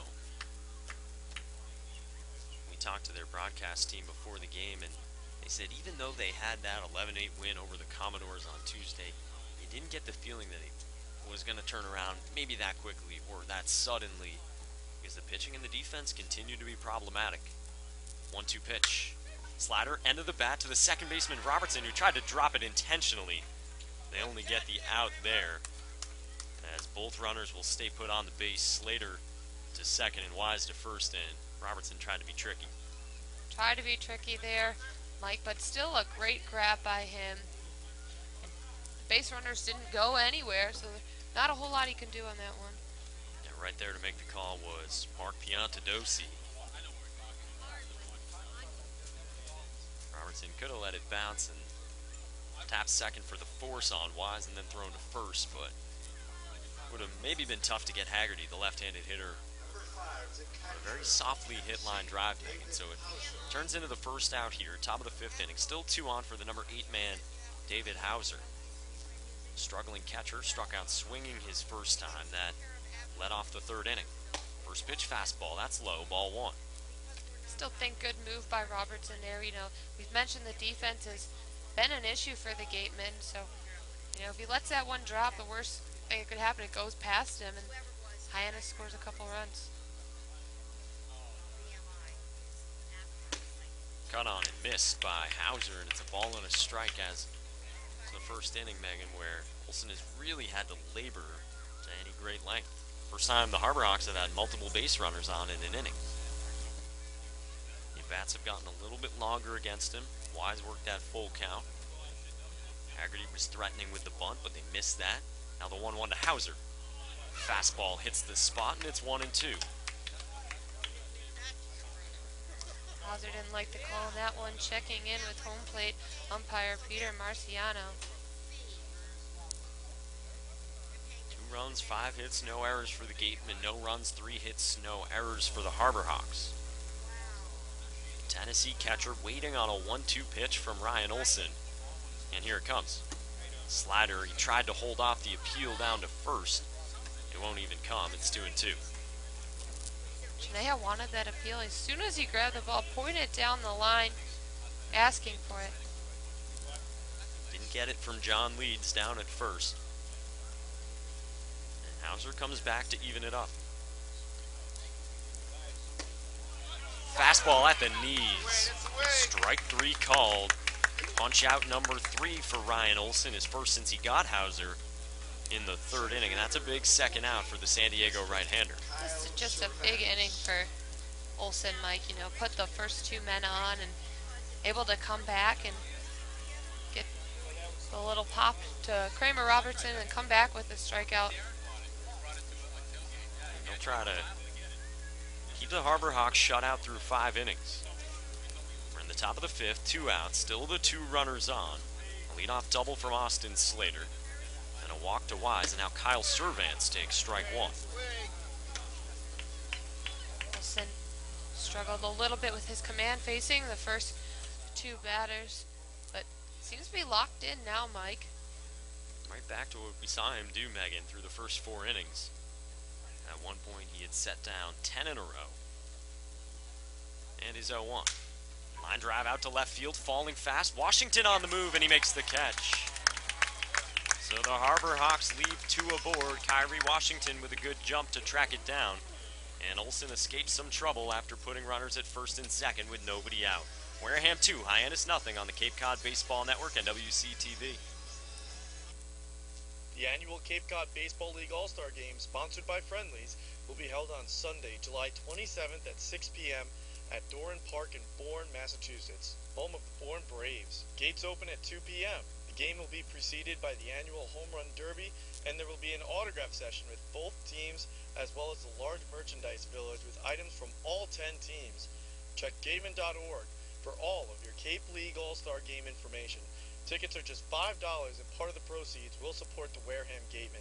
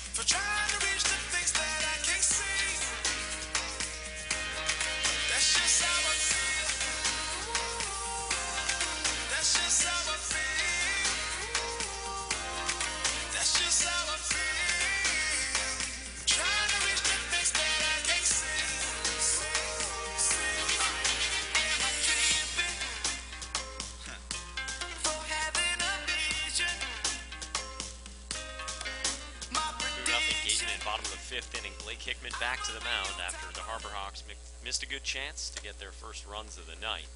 First pitch misses outside to Anderson Miller, who grounded back softly to Hickman to begin the third inning. Big time play by Kyrie Washington in left field. Doesn't show up as anything other than a line drive, a fly ball, whatever you want to call it, out to left field. But Washington got a great jump on that ball, Megan, and tracked it down. Great jump, Mike. And, you know, we were talking before, Kyrie Washington does have some speed. And I said, don't underestimate it when he's on the base. Don't underestimate him when he's in the field either. He had a long way to go. He tracked that ball down and made the grab. 3 errors for him in the outfield this season. And at times he's looked uncomfortable out there. The only outfielder on this Gatemen team with multiple errors. But he's looked increasingly more comfortable. Fielded a couple of balls hit right at him in the 4th inning, and then handling that one in the 5th. Ball and 2 strikes on Anderson Miller. Hickman's outside with it.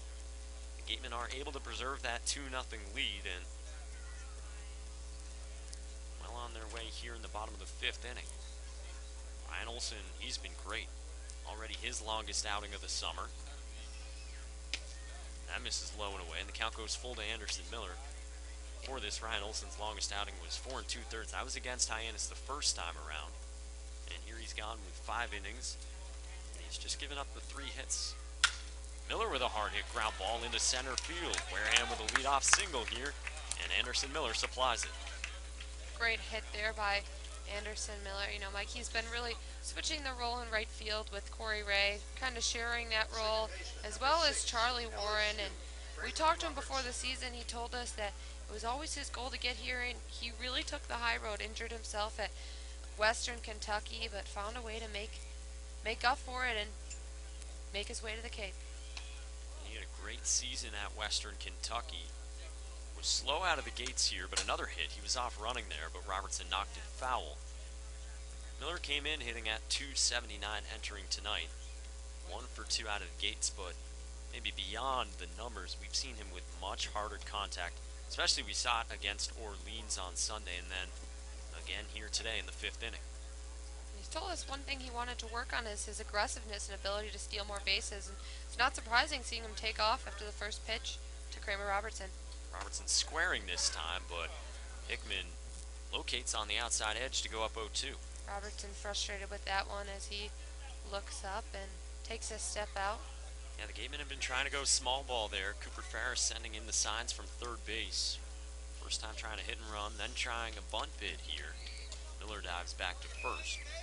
Robertson is one of the better Gatemen hitters in terms of bat control. He can send it wherever Cooper Ferris wants. If they want to go with a hit and run and send it through the right side, Robertson can do that. But the 0-2 here, and he watches it go by. Strike 3 pumped in by Blake Hickman. It's out number 1 in the bottom of the 5th inning. Just the second strikeout for Blake Hickman. And it's a big one, you know, getting Kramer Robertson on base and Anderson Miller both have some speed out there, Mike. Look out for some stolen bases, and you got Aldridge and Chinea coming up soon. Yeah, it's a huge out for Blake Hickman. Still the runner at first in Miller. Now Blake Lacey flew out to right field in foul ground and then struck out looking. That was the only other K for Hickman. That ended the 3rd inning. You're now bottom 5, 2-0 Wareham. 6 hits for the Gatemen, just 3 for the Harbor Hawks. Set in the first pitch home. Line foul out the right side.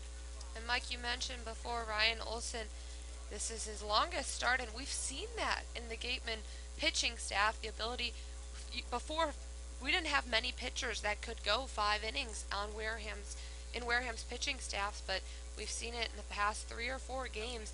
Almost everybody's been able to extend past 5. It's 5 of the last 6 games. The Wareham starting pitcher has gone at least 5 innings, and the only blemish out of that 6-game stretch was Jake Kalish on Sunday. And while it's not 5 innings, he went 4 1/3 in that game. Gatemen got 7 innings from Brock Hartson on Wednesday. They had that 8-inning start from Kyle Cody on Saturday, and then a couple of 6-inning outings as well. Drew Harrington on Tuesday in that pitcher's duel between he and Cody Ponce for Brewster. And then on Monday, Brock Downey went 6 as well. Ball and a strike on Blake Lacey. Another throw to first. Anderson Miller being paid a lot of attention over there. He's 3 for 4 stealing bases this summer. To your point on his aggressiveness, wanting to be more aggressive, I think that's somewhere we could really see him improve. But right now it's a ground ball to Bo. Shears it short, the throw on to first, and they get the double play. Wise kept his foot on the bag over at first, and it's a twin killing, 6-4-3 to end the threat. 2-0 Wareham after 5 on the Cape Cod Baseball Network and WCTV. Stay up to date with all of our Gatemen content throughout the summer by liking us on our Facebook page, Wareham Gatemen Baseball. We'll be posting game highlights, recaps, previews, features, and other interviews during the season. Lately, I've been losing sleep, dreaming about the things that we could be. But baby, I've been praying hard. Said no more counting dollars, we'll be counting stars. Yeah, we'll be counting stars.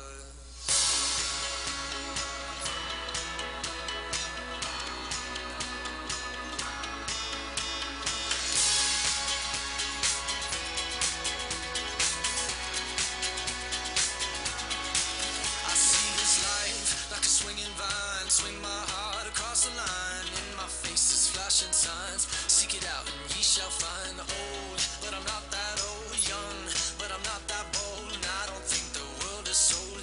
I'm just doing what we're told. I feel something so right, doing the wrong thing. I feel something so wrong, doing the right thing. I could lie. Everything that kills me makes me feel alive.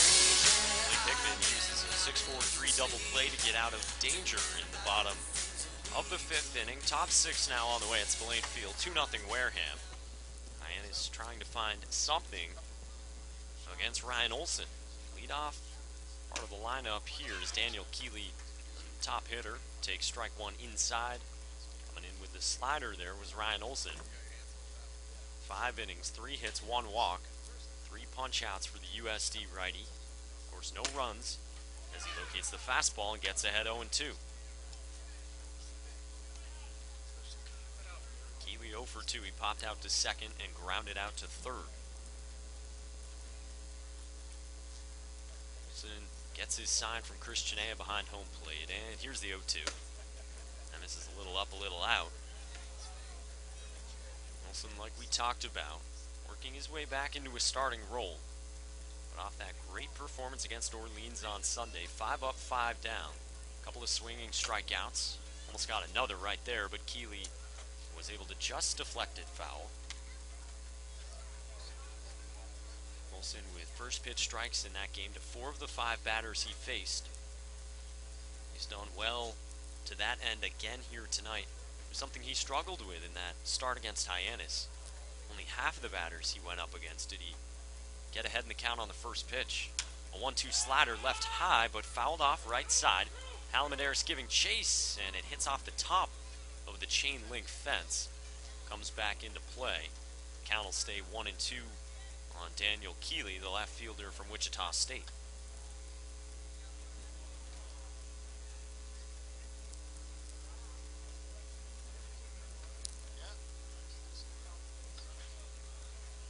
Olson's third trip through the Hyannis lineup. So far, just the 3 hits against him.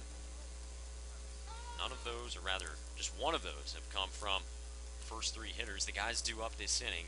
The man on deck, Dylan Bo Shears, had a single back in the first inning. Keeley down, a ball and 2 strikes. Just kicking off the 6th frame.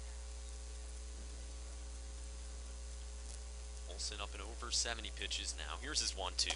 Swing and a miss. He can't catch up to the fastball up in the zone.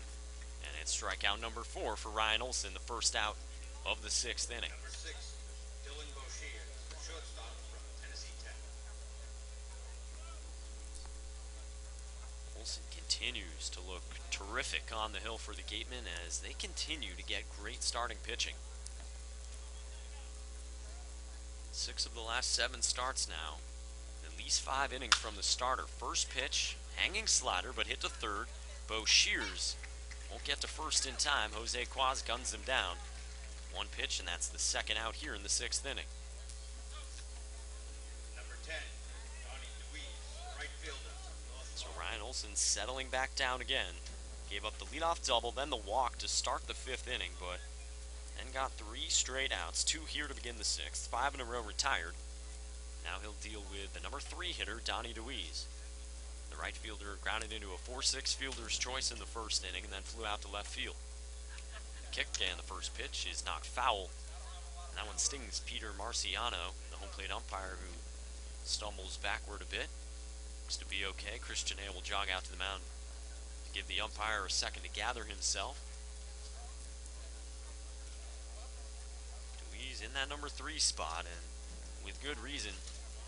The top hitter on this Harbor Hawks squad entered the night hitting at .338.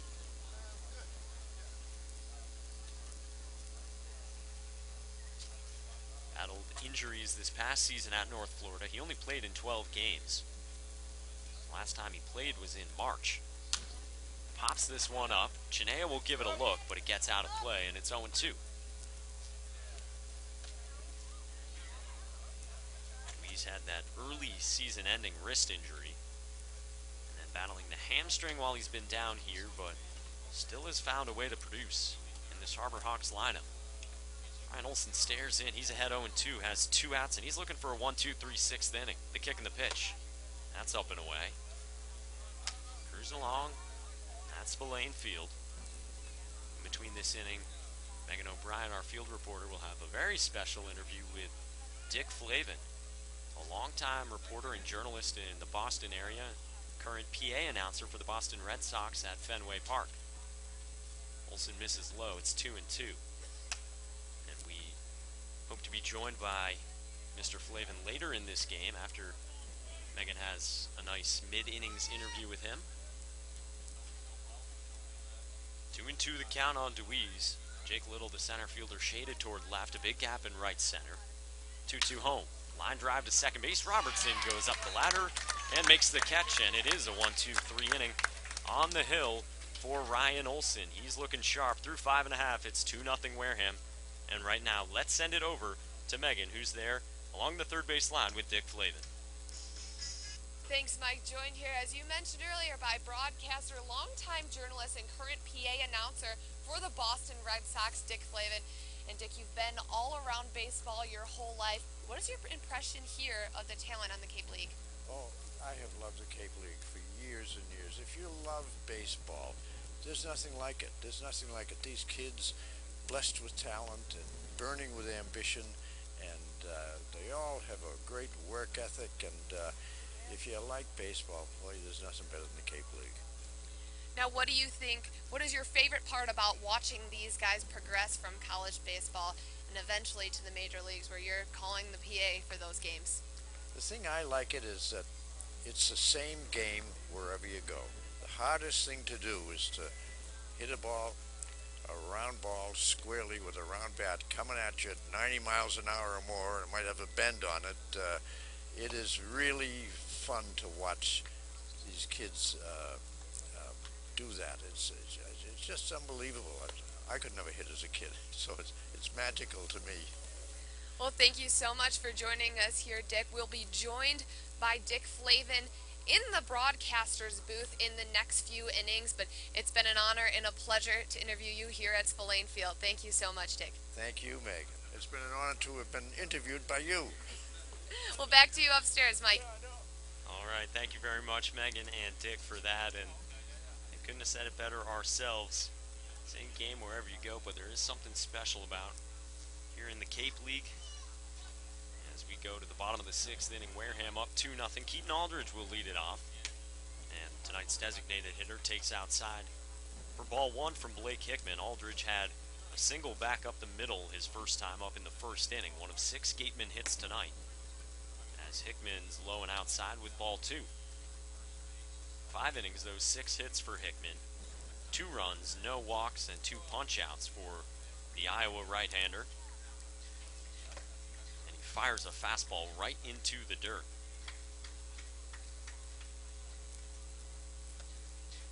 Hickman has yet to record an out in the 6th inning this summer. 5 innings against Bourne, 5 against Wareham, and in that start against the Gatemen, he did get into the 6th inning. He came out for that frame. And here's a 4-pitch walk issued to Keaton Aldridge to start things, and very similar feel to how the 6th inning began for Blake Hickman in that start back in June against Wareham. Got into the 6th, but then struggled, really wasn't helped by a leadoff error at third base. Then he gave up a single, and then his night was done. Ryan Perez came on to replace him. We'll see if that's the case. Expecting to possibly see Perez later in this game. Aldridge at first with a walk. Now Christian A, the batter. Nobody out. Bottom of the 6th inning. First pitch breaking ball spikes through the zone for strike 1.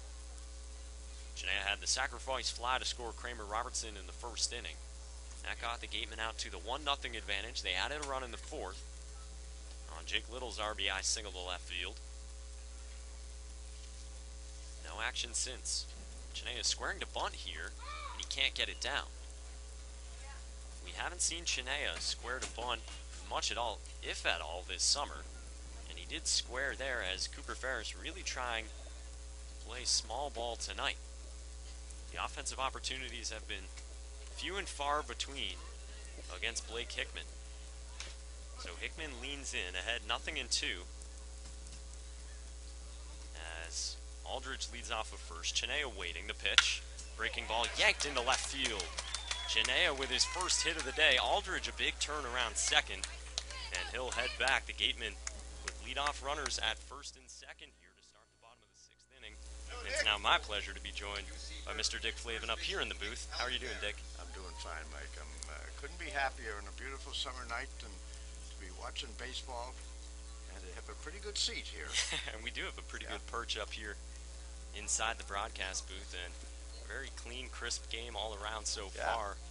Have you been to many Cape League games before? Yes, for many years I had a place in Wellfleet, down towards the tip of the Cape, and I do a lot of Orleans games back then, and I go to several games in Chatham.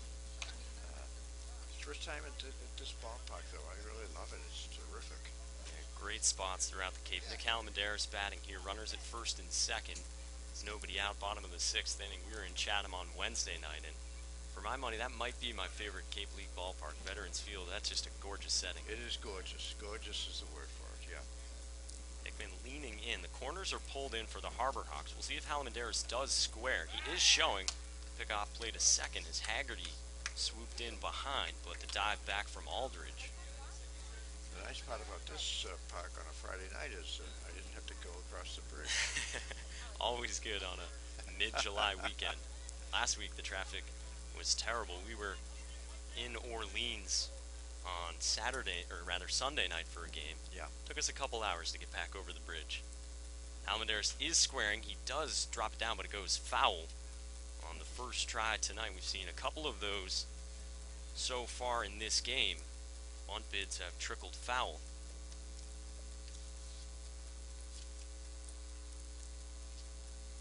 We're now joined as well by Megan O'Brien.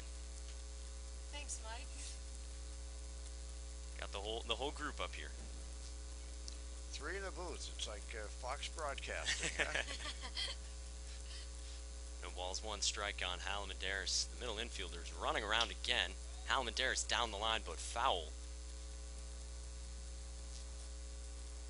And so, Dick, yesterday at Fenway Park for a good day game between the White Sox and the Red Sox. Yeah. We were there as well, and you've been doing the PA now for them into the 2nd season, if I have that correct. I'm in my 2nd season, doing the PA. I've been doing stuff with the Red Sox for a long time. I'm a senior ambassador, and they call me the Poet Laureate because I do all these funny little verses on the Red Sox and on baseball. I love doing it all my life, really. No balls. A long time. We won't tell anybody. Halamendaris swings and misses at a pitch low in the zone and strikes out here for the first out in the 6th inning as Hickman will try to battle back. That'll bring up Jake Little, and How'd you get that term, the Poet Laureate? Because we saw it come up a few times and pretty unique.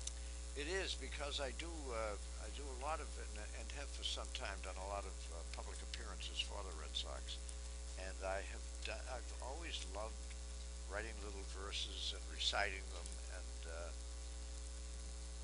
I've just done over the years more and more of them on the Red Sox and on baseball because I love it so much, and I've become kind of the Poet Laureate. It's not an official title, but it's what Lucchino calls me, so I'm not embarrassed to call myself that. If it's coming from one of the bosses, you got to go by it. Now, Dick, you said you love baseball your whole life. You've been around it for quite some time now, but what is your favorite memory or experience that has come from this game? Oh, gee. I think the Fisk home run in '75, being in that ballpark. I walk in there now, and I can still feel the echoes of the cheers from that night. And you know, he told me, and of course you're a Chicago person, he has no memory of trying to wave the ball fair. He said he's seen it on TV, seen that clip. He said, I have no memory of that at all. He said, I remember wishing it fair, and I remember hitting it, and I remember rounding the bases, and he gave a couple of kids the forearm as he came down third base. These kids came out to jump all over him, and he was bound and determined he was going to score. And that, I think, was the greatest moment that I witnessed in that park. Meantime, I'm talking over what's happening in the game here and everything. Little hit with a pitch right there. It loads up the bases with one out for Kyrie Washington. That's pretty incredible, too, because I think most baseball fans would pinpoint that as one of the 2 or 3 most iconic home runs really in the history of the game. Oh, I think so. That's up there with Kirk Gibson's home run as some of the first few that the go Bobby come Thompson to mind. home run. Yeah. Of course, that was not in the World Series, but it's what got them to the World Series. Trip to the mound here, Blake Hickman with 1 out in the 6th inning. And it looks like they will make a call to the bullpen. The manager, Chad Gassman, is out there. Hickman's longest outing of the summer, 5 1/3, but he's going to leave. With the bases loaded up, Wareham ahead 2-0. Kyrie Washington coming to bat. We'll keep it right here at Spillane Field as we're joined inside the broadcast booth by Dick Flavin here with Megan O'Brien. I'm Mike Monaco, and Dick, you grew up in the Boston area, Quincy Yeah. man, born and raised. Yeah. Who were some of your favorite players growing up? It was a long time ago. My favorite player was Dominic DiMaggio. Dom DiMaggio was, when I was a little kid, the only position player in the American League who wore glasses. This is before contact lenses and all that sort of stuff, and there was a stigma against kids who wore glasses. You know, it was that, oh, there were sissies, and people said, oh, you can't have the kid play sports because he might break his glasses and hurt himself. And he was not only a good player, he was a terrific player. The American League All-Star team back in those days, the starting All-Star team in the outfield was Ted Williams and Joe DiMaggio automatically, and most years Dom DiMaggio was the third starting player and was a terrific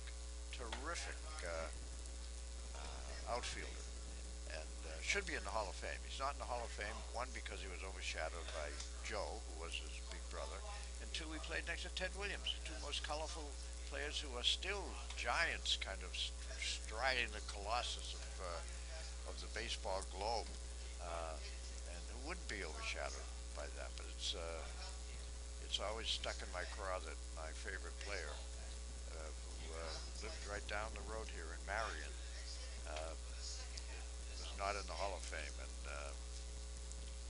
he was a great man. He was a terrific man. So I don't imagine you thought you'd get me going off on something like that, but that was my favorite player. But I've seen them all and been lucky enough to get to know so many of them. You get to know them after they play because they're living in a cocoon, as major league players, professional players when they play. Okay, we got a baseball game. Ryan Perez is the new arm, and he comes on for the Harbor Hawks here in a huge bind. Runners at every base for the Gatemen, a 2-0 Wareham lead. In the bottom of the 6th inning, Kyrie Washington, the birthday boy, batting. He had a single back in the 4th inning. Ryan Perez pitching left-handed, but he is a switch pitcher. Profile's better from the left side, and the first one I've ever come across as he loops in a curveball that misses high. And Mike, big opportunity here for the Gatemen. We saw the bases left loaded several times in the other evening against Bourne. We mentioned this game along with tomorrow's game. Big opportunity for the Gatemen to really move up in the order. Now with the bases loaded and Kyrie Washington up to bat. Perez comes right back with a curveball there. Hyannis teetering. After we crossed the halfway point, they had the 7 straight losses. Then a win, then another loss. Another breaking ball to Washington. Darts low and inside, 2-1. Kyrie Washington, we mentioned, a guy with a lot of power. His swing has changed quite a bit since he's been here. Really been able to knock down a few singles. He had one of those back in the 4th inning. Lined back to the pitcher in the 2nd inning. Blake Hickman's night is done. Now Perez. And Washington chases a fastball high, 2-2. Went way up high and outside to chase that one, Mike. Frustrated with himself as he takes off his helmet. Seen that from Washington all summer long. Heavy strikeout numbers for him. 2-2 breaking ball, and Perez gets him to chase. Goes low and in as he kept doing at the beginning of that at-bat. That's the 2nd out here in the bottom of the 6th inning, and now here comes Jose Quaz trying to make sure this doesn't go to waste. Jose Quaz, very good defensively for the Gatemen. 3rd baseman, he told us in the preseason interview, that's why he's here, that's why he's on this team, but really been working at trying to go opposite field, and we've seen him be successful in that since he's arrived. He's 0 for 2 so far today. A fly out to right field and a ground ball to 3rd base with runners at 1st and 2nd to end that inning. First pitch curveball from Perez. He's working all left-handed here. He'll be a junior at Judson University in Elgin, Illinois, northwest of Chicago. That's an NAIA school. Not too far away from me, Mike. Both pitchers today. Both Chicago pitchers. area. One from my hometown and the other not too far away from it. Dick, have you ever seen a switch pitcher in action? I never have. The Red Sox years ago had a guy who could do that, and he never did in a game. Dave Boo Ferris, who won 25 games for them in 1946. But he pitched right-handed in the big leagues, but he was ambidextrous. There's a great story on Ryan Perez in Baseball America today, and he wears a 6-fingered glove, so he could switch if he wanted to between batters. Another breaking ball, and he's ahead of Quaz 1 and 2. But I have never seen anyone do it in the game. Does he ever, in the course of a game, go from? We haven't seen it this summer yet. We had him earlier in June, and he worked all left-handed in his 4 innings against the Gatemen. Be fun to see. 1-2 breaking ball drops too well. He's going to work all left-handed tonight. He's throwing left-handed against right-handed hitters. 2 balls, 2 strikes here with 2 outs. The bottom of the 6th inning at Spillane Field. Wareham up 2-0. A run in the 1st, a run in the 4th. And an opportunity here to make it a whole lot more.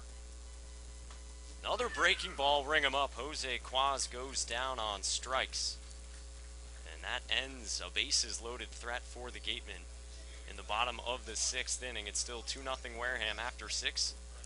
We'll keep it right here at Spillane Field and continue chatting with Dick Flavin because we're having a great time doing so. I'm having a good time. I hope you are. So why not? We hope the viewers and listeners at home are as well because we're having a good time. We're having a great time, and now you had a very interesting, very exciting year with the Red Sox last year as they won the World Series. Dick, what was that experience like being the PA announcer for the World Champions? The moon and the stars and the sun were all aligned, and everyone, it seemed, when they needed the big hit, they had it every time. It's what's not happening this year. I think the baseball gods might be getting even. But it was such fun to watch that team achieve so far beyond what had been predicted for it after the train wreck of 2012. It was really, really special, and those things don't happen very often. I've been around a long time, and I know that they don't happen very often. But when they do, you just gotta savor it because those memories will stay with you all your lives. Not that I have all that much longer in mine to go, but I remember all the heartbreaks and all the disappointments. And I was in my 60s before they won the first one 10 years ago. So 3 in 10 years is a blessing I never thought I'd have in my life. After 86 long years, we're joined in the broadcast booth by Red Sox PA announcer and longtime Boston area journalist Dick Flavin as we get set for the top of the 7th inning. Wareham up 2-0. Ryan Olson's night will be done. Liam O'Sullivan will replace him. And Dick, as you mentioned, now 3 in 10 years. What struck you about this past year's World Championship squad that was either similar or different from 2004 and 2007 when the Red Sox also won world titles? They were all different. 2004, when everyone thought that it wasn't going to happen, it never happened, down 3 games to none to the Yankees and all, that was miraculous. 2007 kind of gets lost. It's kind of like the middle child, it's now because of the special overachievement of last year, everyone thinks, well, 2007 they won 2, and it's kind of, unfortunately, kind of not given its due, but they're all different, and last year's was, because it was so surprising, and because we come back from the awful experience of 2012 and September of 2011, not to bring up the recent unpleasantness, and to have that happen last year was unbelievable.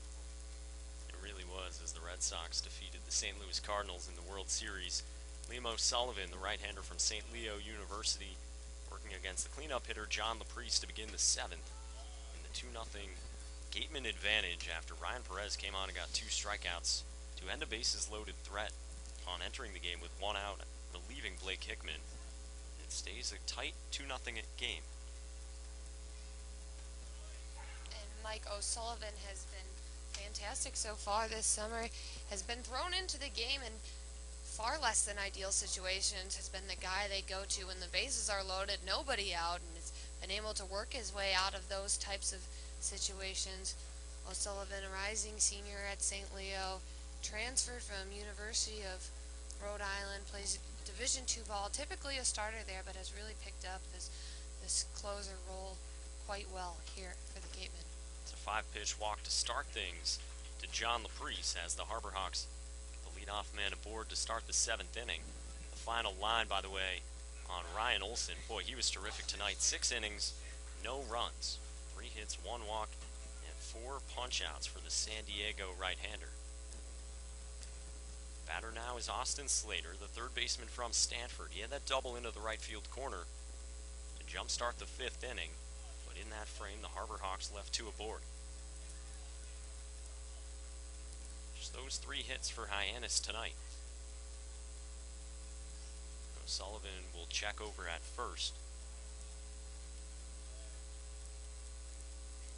And Dick, outside of baseball and journalism, what else have you been involved in over the years? Because just looking up online, it seems like there's an extensive array of stuff. Yeah, I've had a checkered career. I wrote a play that I'm very proud of on Tip O'Neill. It was a one-man play, and I starred in it myself. And that's kind of a job to learn 100 pages of script, even when you've written it yourself. And you've got nobody else up on that stage to help you, if you go up a little bit. So it was a great experience, and he was such a colorful character. And he loved baseball, and he loved the Red Sox. And he used to tell a story about it. He remembered the first game he ever went to. I forget the exact date. It was July of 1920. And Walter Johnson threw a no-hitter that day. And Tip O'Neill was 7 years old, and he thought that happened all the time. It's the only no-hitter he ever saw in his long life going to Red Sox games. How many no-hitters have you seen over the years? I've never seen one in person. You Wow. know, now you see him on TV and all that, but I've never seen one in person. It was kind of interesting yesterday when it was starting to get a little deep in the game before the Red Sox even got a man on base. Yeah, Jose Quintana for the White Sox at the game Megan and I were at yesterday, and Dick, of course, doing the public address for that game. He was perfect for a while. Ball in a strike. Me or the pitcher? Well, probably you. Both. That's fun to watch.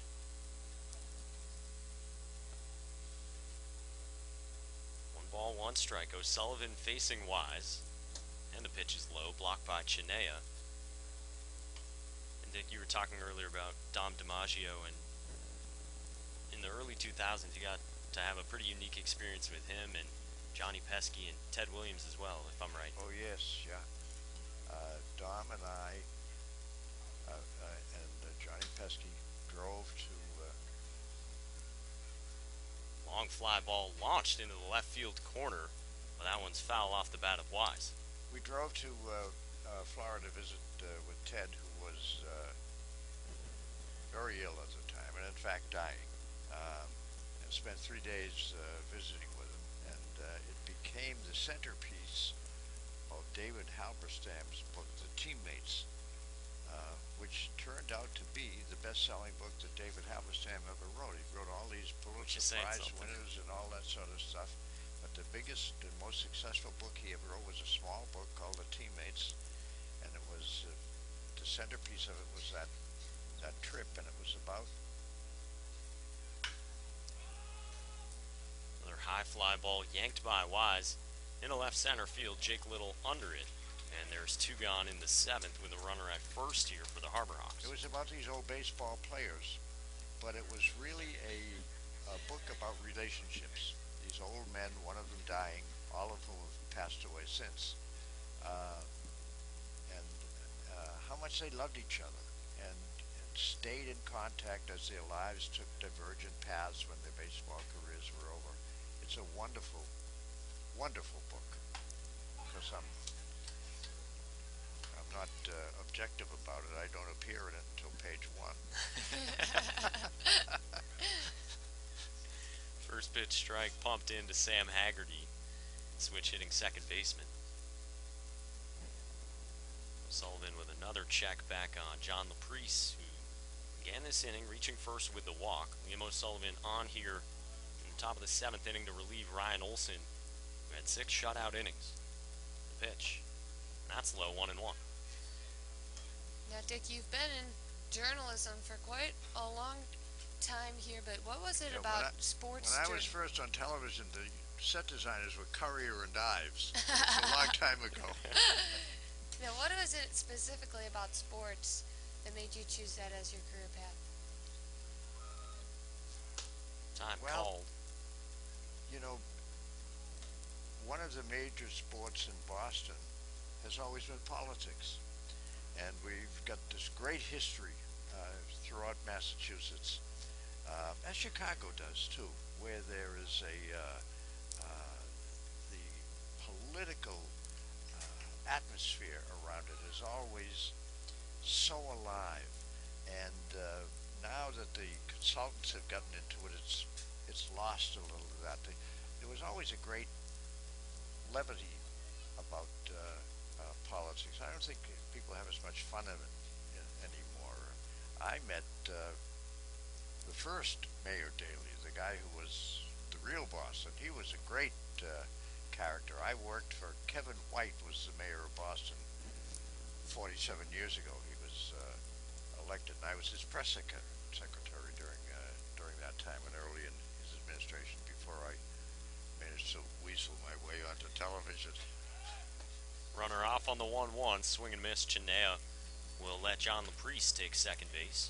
And I was a political speechwriter early in my career. I used to write stuff for Ted Kennedy, and so it's just another of the jobs I guess I couldn't hold. I just went from one thing to another. But through it all, there's been baseball. I tell people I was born a Red Sox fan and baptized a Catholic, and that's about the order around here in which things happen. 1-2, line drive out to left field, falls in for a hit. Chad Gassman is going to hold up Laprice at third base. A 2-out base knock by Sam Haggerty, and there's runners at the corners for Hyannis. The Harbor Hawks threatening here as Haggerty goes the other way. The batter now will be set to be David Hauser. And he is coming up after getting the shin guards off. And Dick, just a couple of years now doing PA for Red Sox games, and unfortunately circumstances dictated that after Carl Bean passed away. And what'd you learn from him during the years? Oh gosh, he was a real pro, and of course he had a great set of pipes. The best. The best. And you know, to hear his voice, you think it was a 6'5" guy, you know, a muscle bound, and here comes little Colin into the booth. But he was a wonderful person and a great professional. I knew him for many years before he was the Red Sox PA guy. He was in the radio business for many years around Massachusetts, and really just a first-rate guy. You can still hear his welcome to fans ringing out at Fenway Park as Sam Haggerty will steal second, and now 2 in scoring position for the Harbor Hawks. With 2 down, top of the 7th inning, Wareham up 2-0. David Hauser, the catcher, he's the number 8 hitter. Only 4 hits on his summer, and he struck out twice tonight. Well, Sullivan, used to these situations, Mike, rattling situations with runners at scoring position, has been able to battle his way out of it so far this season. And O'Sullivan hasn't seen a lot of work, Megan, recently. He had been, maybe in his words, overworked for a little bit, pitching on back-to-back games at the beginning of the month against Brewster and then Bourne. An inning and a third against the Braves 8 days ago. That was his last outing. Here's his 1-1. And he drops the slider in for strike 2. Great response there by O'Sullivan with the stolen base. The ball come back and get him with the strike.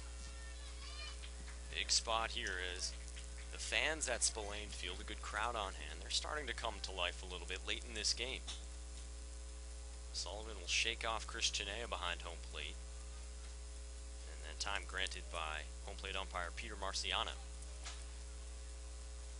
Wareham missed the opportunity in the bottom of the 6th. Hyannis hoping it doesn't do the same here in the 7th. O'Sullivan sets, kicks, and deals, and it runs outside 2-2. Kyle Servance on deck. Hauser struck out swinging in the 3rd. Went down looking in the 5th. 2 of Ryan Olson's 4 strikeouts tonight. The 2-2 home. Now the count goes full. You say the umpire's name is Marciano, spelled like Rockies? I believe, and I haven't been able to verify this with him, but I believe he is related to the legend himself. Well, Rocky was a baseball player, you know. He signed by the Cubs. Yeah. Yeah. Blew out his arm. He was a catcher. Of course, he looked like a catcher. He built like a catcher. 3-2 pitch from O'Sullivan. Breaking ball popped up shallow center field. Jake Little barely has to move, and Liam O'Sullivan works out of trouble in the top of the 7th inning.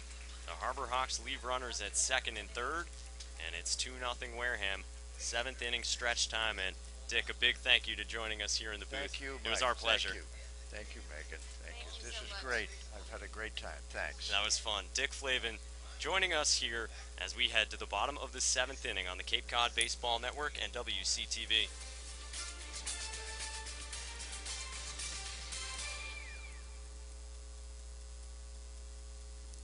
Tune in to Wareham Community Television to catch the latest edition of Wareham Gatemen Around the Horn, your weekly source for everything Gatemen.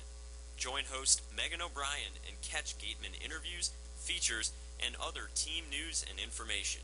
You can catch Around the Horn locally and can also watch the online stream at warehamtv.org. Be sure to tune in all season long.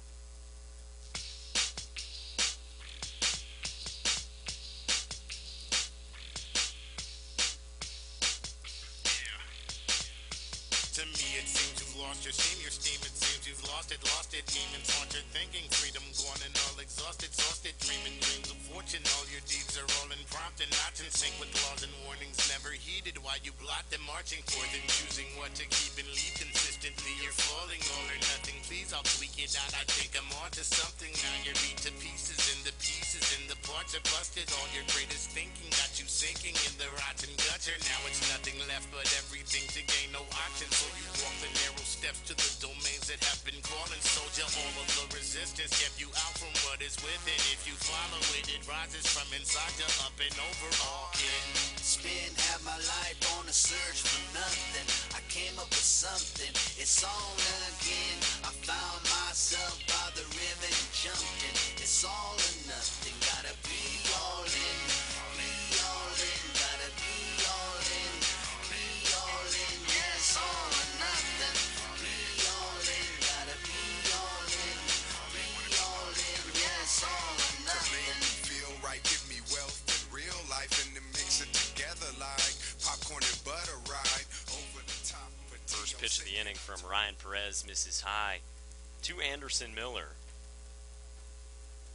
As Perez works here, bottom of the seventh inning, 2-1, 2-0 rather, the Gatemen lead. A high chopper, Miller's legging it to first, and he gets there.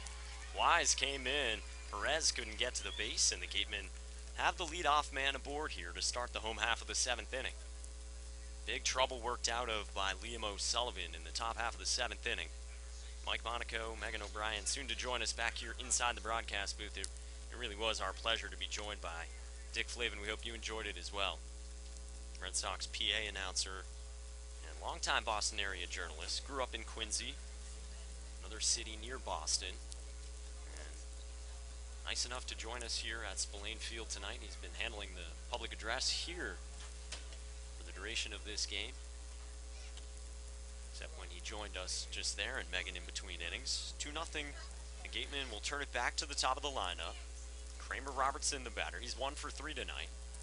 And he tried to drop down a bunt, but he couldn't. And he missed strike one from Ryan Perez. Swinging infield single for Anderson Miller puts him at first base. And Robertson batting right now. 2 runs, 8 hits, no errors for the Gatemen. No runs, 4 hits, no errors for the Harbor Hawks. Perez, the switch pitcher, more highly regarded by scouts as a lefty. He goes to a curveball again. They've got Miller trying to run to second. He slides in, but he can't get under the tag. Bo Shears slams down the tag on a nice throw from David Hauser. And Anderson Miller is erased for the first out here in the home half of the seventh inning. Caught stealing by Hauser, and the count's 0-2 on Kramer Robertson. Very tightly contested game. Bottom of 7 here. The last run was in the bottom of the 4th.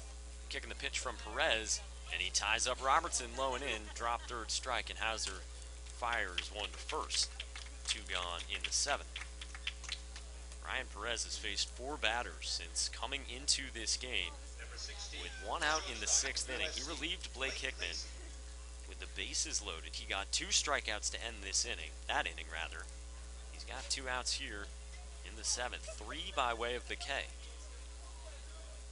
The NAIA pitcher will face now Blake Lacey, the shortstop, and he goes to the curveball again. That's really what we saw from Ryan Perez when these teams faced off on June 20th. Perez also came on for Blake Hickman in that game. He threw 4 innings of 3 earned run ball, gave up 6 hits and walked 3, but he flashed that low 90s fastball and the great sharp curveball. He goes to there, but he misses. 7 relief appearances this summer for Perez, a 2.36 ERA. He's racked up 28 strikeouts in 19 innings. 2-0 fastball misses. That's among the leaders in the Cape League. Brock Hartson, the Wareham right-hander, leads everybody in this 10-team league with 33 strikeouts after he tallied 11 on Wednesday. Here's the 3-0. get me over fastball hits, 3-1 to Lacey. As we mentioned in the last inning, great story today in Baseball America on Ryan Perez. He's naturally right-handed. He tore a ligament in his elbow that necessitated Tommy John surgery in the winter before his senior high school season. But he didn't get shut down entirely. He just went to work on his left arm. Pitched all left-handed as a freshman at Judson. And has worked a little bit of both his past year as a sophomore. 3-2 pitch to Lacey, and that's low. And it's a 2-out walk for the Wareham shortstop. Runner aboard for the 3-man, Keaton Aldridge. He's been aboard twice tonight. A single in the first, a walk in the sixth. Like we mentioned, Perez has that 6-fingered glove. He admits himself he's probably better as a left-hander. Fastball has reached 94. Also features the curve and the changeup.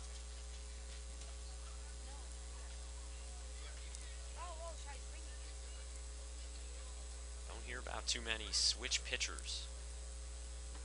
Aldridge takes a breaking ball, squirts away from David Hauser, and Blake Lacey jumps into scoring position.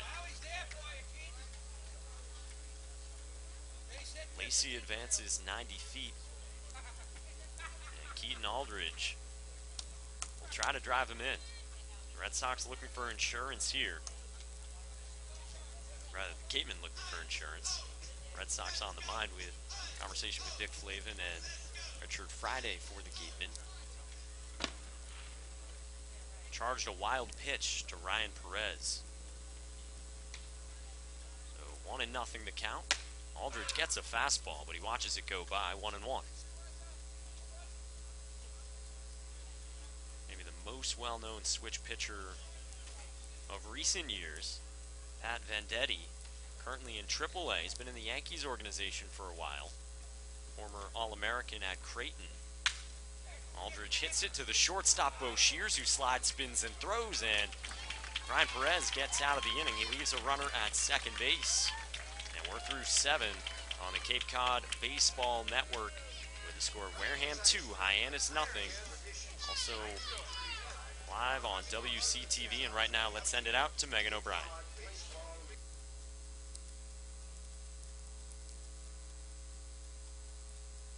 Thanks, Mike. Pitching change for the Gatemen. Liam O'Sullivan took the mound after 6 shutout innings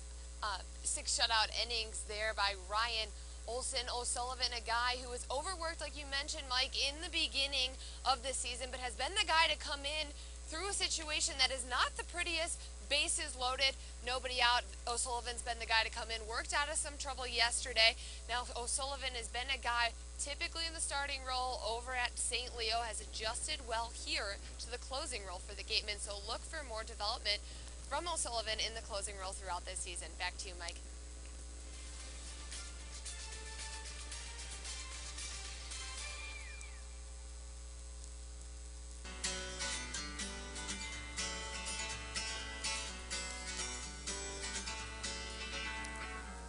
Feeling my way through the darkness, guided by a beating heart. I can't tell where the journey will end, but I know where to start.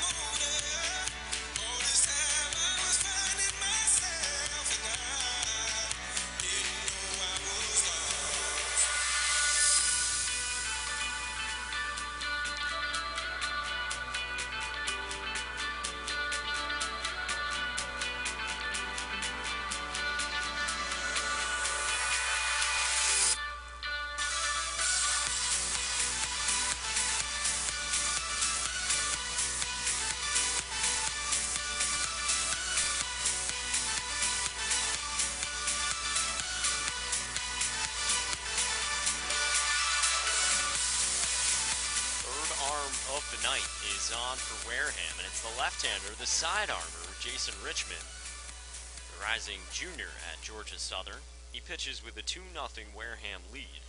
Top of the 8th inning at Spillane Field. Mike Monaco here with you on WCTV and the Cape Cod Baseball Network. Kyle Servance, the center fielder from Houston, the number 9 hitter in this Harbor Hawks lineup. He takes strike one, to be followed by Daniel Keeley and Dylan Boshears. Hyannis bats have been held in check. Slider from Richmond missed the zone. Servance was squaring to bunt. They will appeal it to third, and Mark Piantadosi says he went.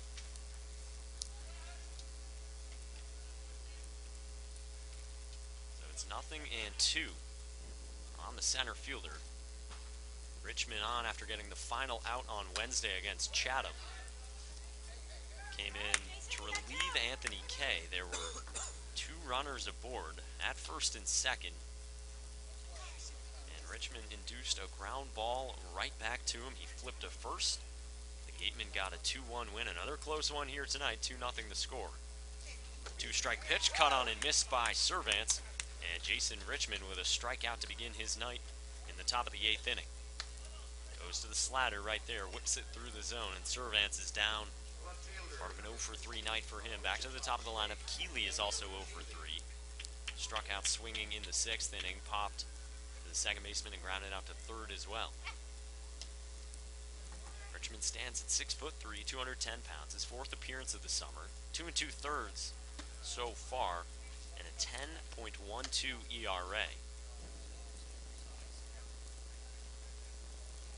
Last 2 outings, he hasn't allowed a run, but his first time out against Bourne, in an inning and a third, he allowed 5 runs. 3 of those were earned. Starts out with strike 1 to Keeley. Fastball runs away.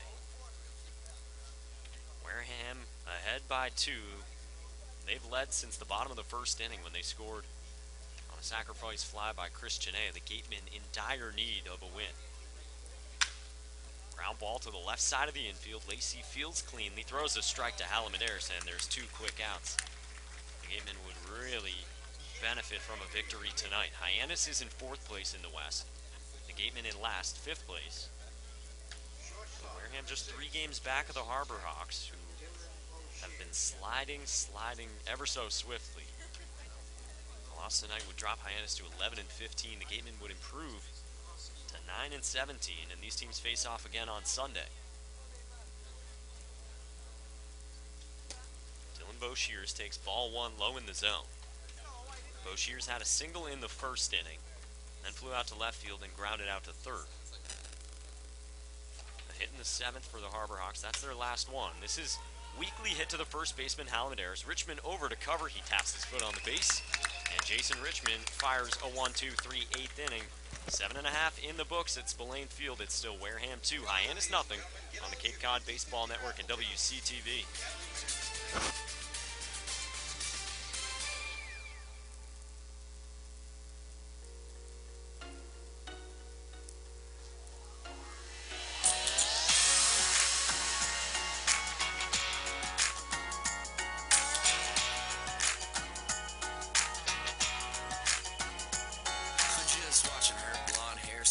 Stare at them white caps rolling over.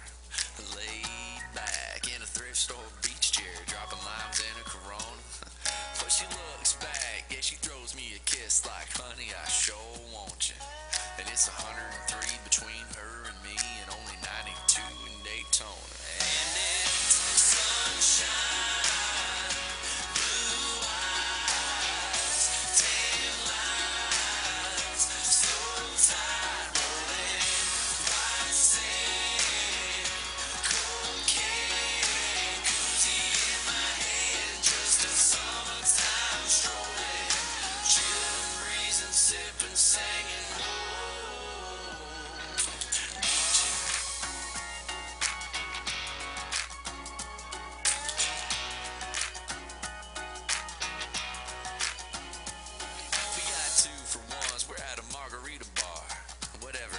Happens, and there's a reggae band full of dreadheads just sitting in the corner laughing. Well, my baby walks over, drops a 20 in the jar. She smiles and shakes it at me. Yeah, she gets them going, she gets them playing a little Mary be happy. Bottom of the 8th inning. Jason Richmond. Very quick work in the top half of the 8th inning. It's Wareham 2, Hyannis nothing. Ryan Perez still working. He's been good in relief of Blake Hickman, now joined by Megan O'Brien as Christian A leads off for the Gatemen, the number 4 hitter. And that's strike 1 from Perez. Sacrifice fly in the 1st inning, then a fly out to center, and then a single in the 6th inning. The Gatemen, though, left the bases loaded as Perez came on and worked out of harm's way. Goes to that huge dropping curveball and spots it in 0-2.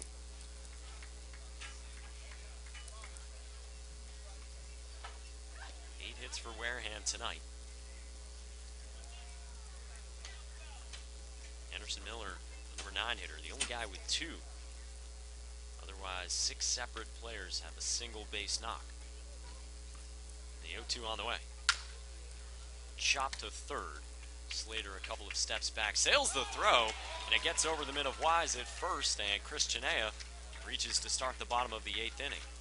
And Mike, we talked about before Hyannis struggling with errors, and there's one that just happened right there. Lost opportunities on an easy out. Yeah, Megan, that's the first blemish of the game for either side. That's error number 48 for the Harbor Hawks this summer. A league worst .951 fielding percentage. And that's error number 5 for Austin Slater, the 3rd baseman. Puts a runner at first, that's Chinea. And now here's Nick Halamendaris. He doubled and scored in the 4th inning. Pops up the bunt bid. We've seen Cooper Ferris bunting his players. Really everyone in the lineup, a lot more tonight. Probably just a product of this lineup being so stagnant of late, Megan. Oh, absolutely. And we know that manager Cooper Ferris is a big guy who likes to utilize small ball when possible. And with an offense so far that hasn't been extremely dominant, they're trying to milk everything for what it's worth when there's runners on bases. And they've done it again tonight, Megan. 2 separate innings where they left multiple runners aboard. 2 on in the 4th, and then that bases loaded opportunity in the 6th inning, which they came out empty. 1-1 misses. Perez can't find it with the fastball. 2-1 to Halamendaris.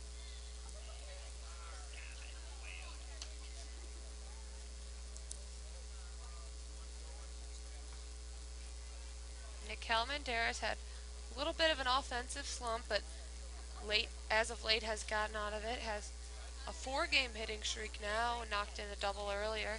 That's 5 doubles on the season. He reaches, flips it end of the bat, shallow center going back. It's the 2nd baseman, Sam Haggerty, who makes the play for the 1st out in the home half of the 8th inning. 1 on, 1 out now for Jake Little, who will bat. He had the RBI single in the 4th inning and then was hit by a pitch in the 6th. That was the last batter Blake Hickman faced. It didn't come back to haunt him, however, because Ryan Perez cleaned up the mess.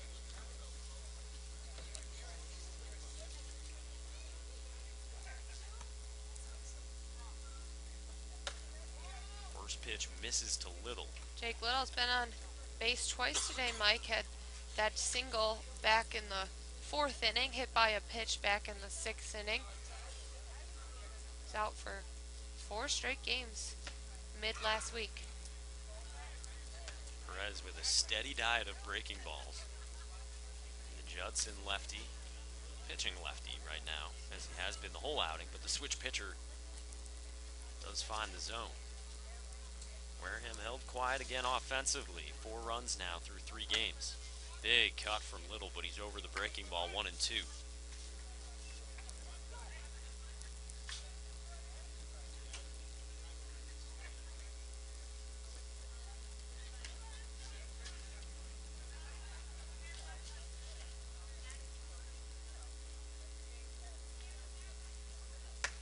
Fastball upstairs, 2 balls, 2 strikes, Megan.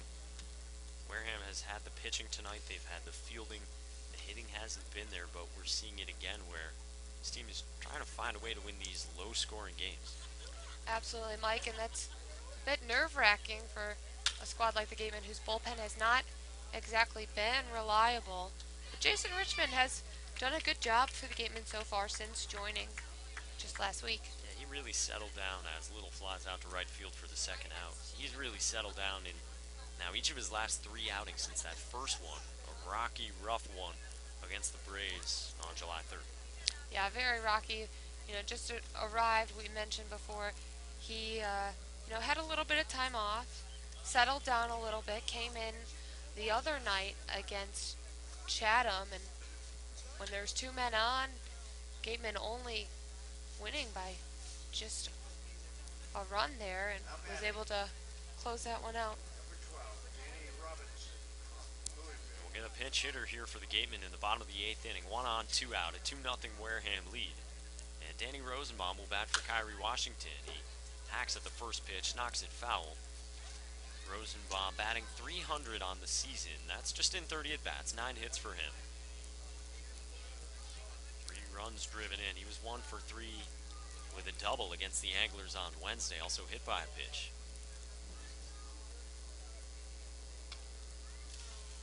Perez comes set, and the second pitch, the fastball runs away 1-1.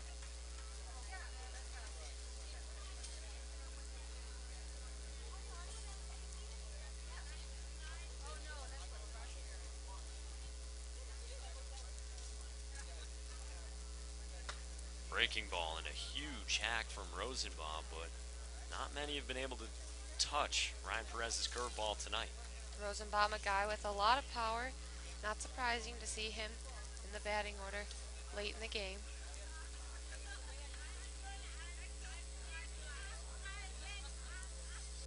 Rosenbaum yanks one high and deep to left field. Keeley going back up against the track, and he reaches up to make the catch and end the inning. Danny Rosenbaum just missed, sending out a 2-run home run in the 8th inning. And after 8, it's Wareham 2, Hyannis nothing. We're going to the 9th, and Wareham will try to close it out at Spillane Field on the Cape Cod Baseball Network and WCTV.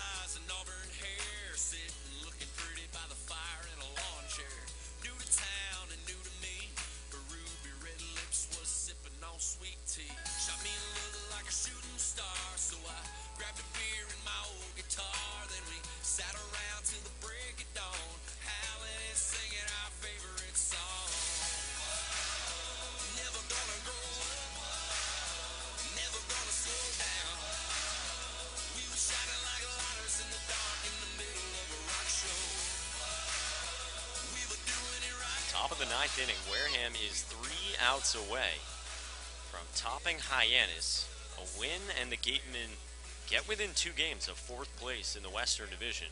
The Harbor Hawks really finding this season getting away from them at this point. Still a long way to go. Richmond out there for the 9th inning comes inside, and Donnie DeWeese was able to pull back on his bunt bid. Jason Richmond with a 1-2-3 9-pitch 8th inning, Megan. Hyannis still being shut out. So just 3 outs away from a 2-game win for Wareham. And there's a defensive change. Charlie Warren slots in over at left field. Guy with a lot of speed out there. Warren into the game after Kyrie Washington, who had been in left, he was pinch hit for by Danny Rosenbaum in the 8th. Kyrie Washington had a great grab earlier in left field. Richmond clips the corner with a fastball as it bent back in, tailing 2-1. Washington on his birthday was smooth in left field. Probably his best play, his most noticeable one, was grabbing that line drive back in the 5th inning. It goes under the legs of Richmond. A long throw from Robertson. Deweese beats it out. And the leadoff man is aboard for Hyannis in the 9th inning. The tying run coming to the plate. That ball just got through Jason Richmond's legs. Situations like this are stressful on closing pitchers, especially when the offense for the Gatemen has not been able to produce. Left many runners stranded today, Mike. Wareham has left 8 runners aboard tonight. None more noticeable than leaving them loaded in the 6th inning. Jason Richmond, 2nd inning of work here as he tries to close this out, get the save. We're going to get a pinch hitter here in place of the cleanup man, John Laprice. It'll be Florida State rising sophomore Ben DeLuzio. Hitting just 197 on the season. Did have a home run the last time these teams faced off, June 20th. Only home run for DeLuzio this season. He's driven in 6, and he leads this team with 23 strikeouts. Bobby Melly was a late scratch in this spot. The cleanup position in the order. John Laprice was 1 for 2 with a walk. Now DeLuzio batting. After Donnie Deweese starts it with an infield single. Interesting decision by Chad Gassman. Not sure if anything happened to Laprice, but he's calling on DeLuzio. Ben DeLuzio coming off that very tough game against Bourne on Wednesday, in which he was 0 for 4 and he struck out all 4 times. DeLuzio with just 1 hit in the month of July. That's in 16 at-bats. But he'll be counted on here, maybe up to lay down a bunt with Austin Slater on deck. He swings away on the first pitch and tips it foul. DeLuzio, a stud out of high school, drafted in the 3rd round, opted to go to Florida State. Had a solid freshman campaign. Yeah, he was selected 80th overall by the Miami Marlins in 2013. As high as we've really seen a player go out of high school, other than Phil Bickford, the YD pitcher who was picked 10th overall that year. Richmond misses inside. DeLuzio hit 281 for the Seminoles, a 371 on base percentage, and he stole 16 bases to pace the squad. The 1-1. Line drive, tailing into the right center field gap, closing fast is Miller, and he makes the catch. What a grab there by Miller, Mike. Really had to get the legs moving for that one. Had a long way to go, but slides in, secures the out for Wareham. What a grab by Anderson Miller in right field. And he robs Ben DeLuzio of a base hit. Would have been a big one with the tying run at the plate.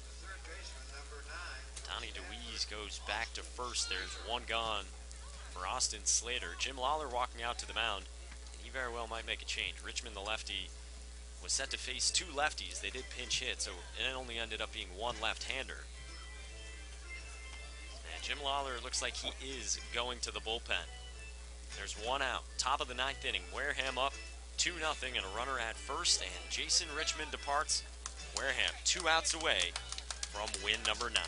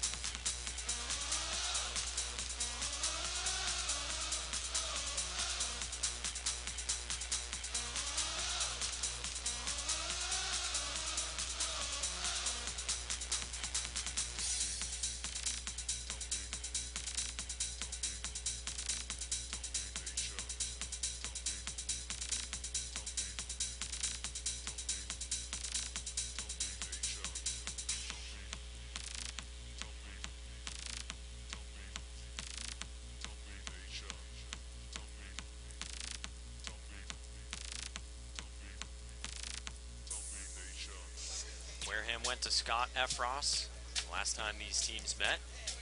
June 20th, a 7-5 Wareham win. He got the last 4 outs in this game.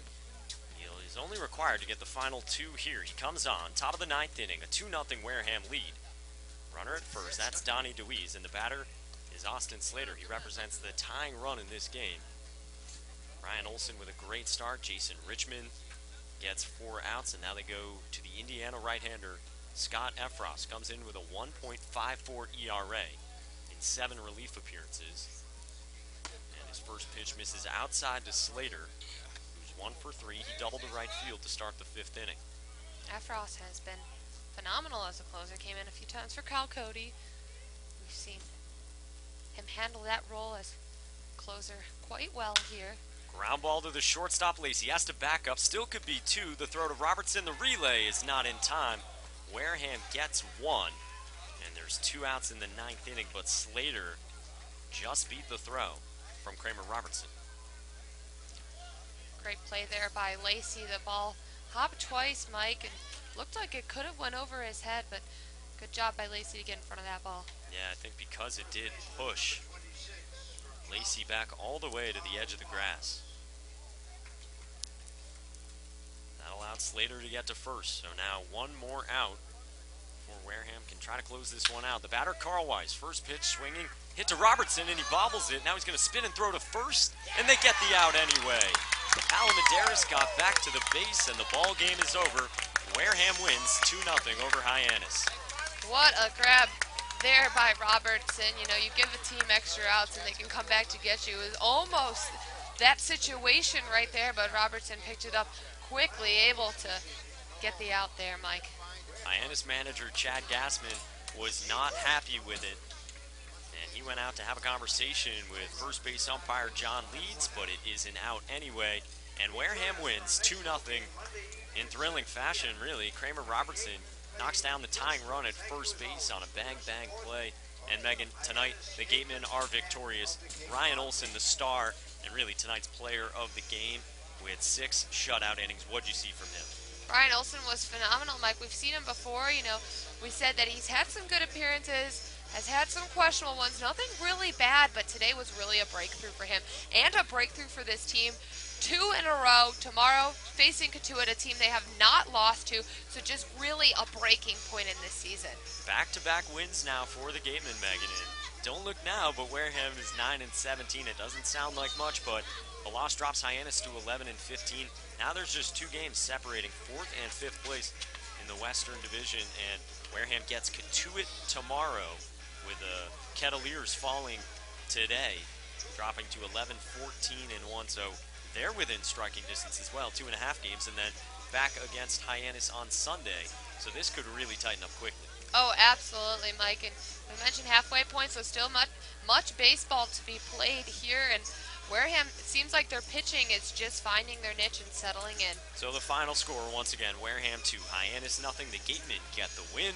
It's back-to-back W's. They'll be at Lowell Park tomorrow night, 5 o'clock start on the Cape Cod Baseball Network. 2 runs, 8 hits, no errors for the Gatemen. No runs, 5 hits, 1 error for Hyannis. We're going to step aside briefly, but don't go anywhere. We'll bring you the Wareham Wrap postgame show when we come back to Spillane Field on the Cape Cod Baseball Network and WCTV.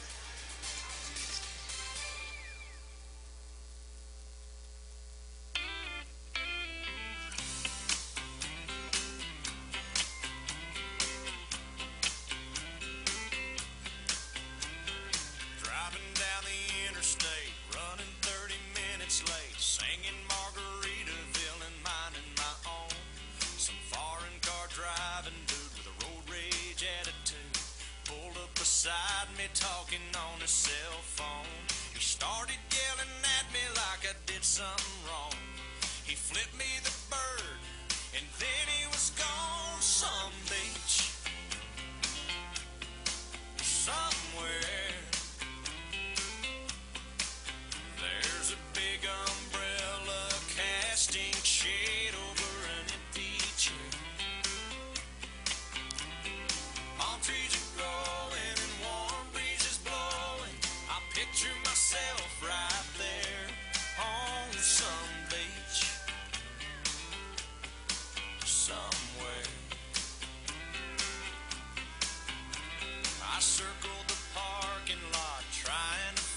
find a spot just big enough I could park my old truck.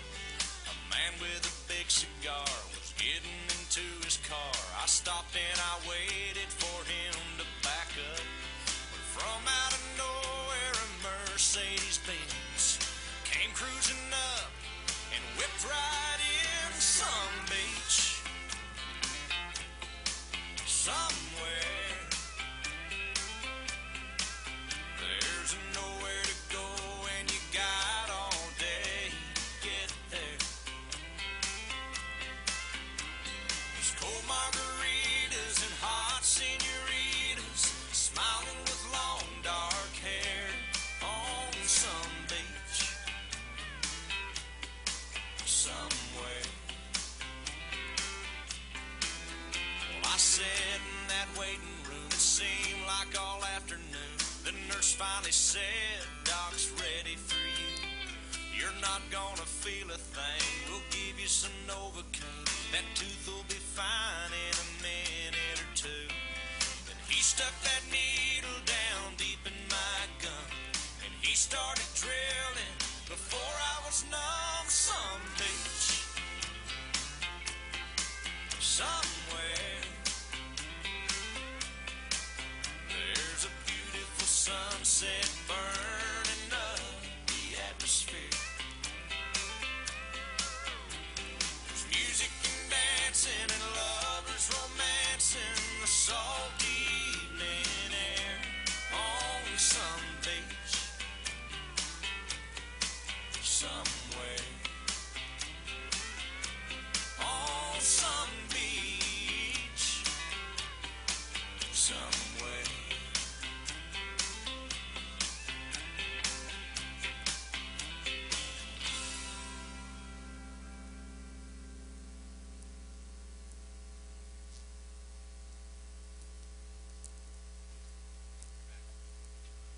Sean Tenaglia back here with you on the Wareham Rap post-game show as the Gatemen pull out a 2-0 shutout win tonight over the Hyannis Harbor Hawks. And just a great all-around team win tonight for the Gatemen. A solid performance on the mound from Ryan Olson, who turned in 6 shutout innings on the mound in his start, allowed only 3 hits and just 1 walk, and struck out 4 Harbor Hawks batters. So Olson was really locked in and gave the Gatemen their 3rd consecutive great pitching performance, starting with Drew Harrington on Tuesday. He threw 6 innings of 1-run ball, and then Brock Hartson, who tossed 7 innings of 1-run ball on Wednesday night.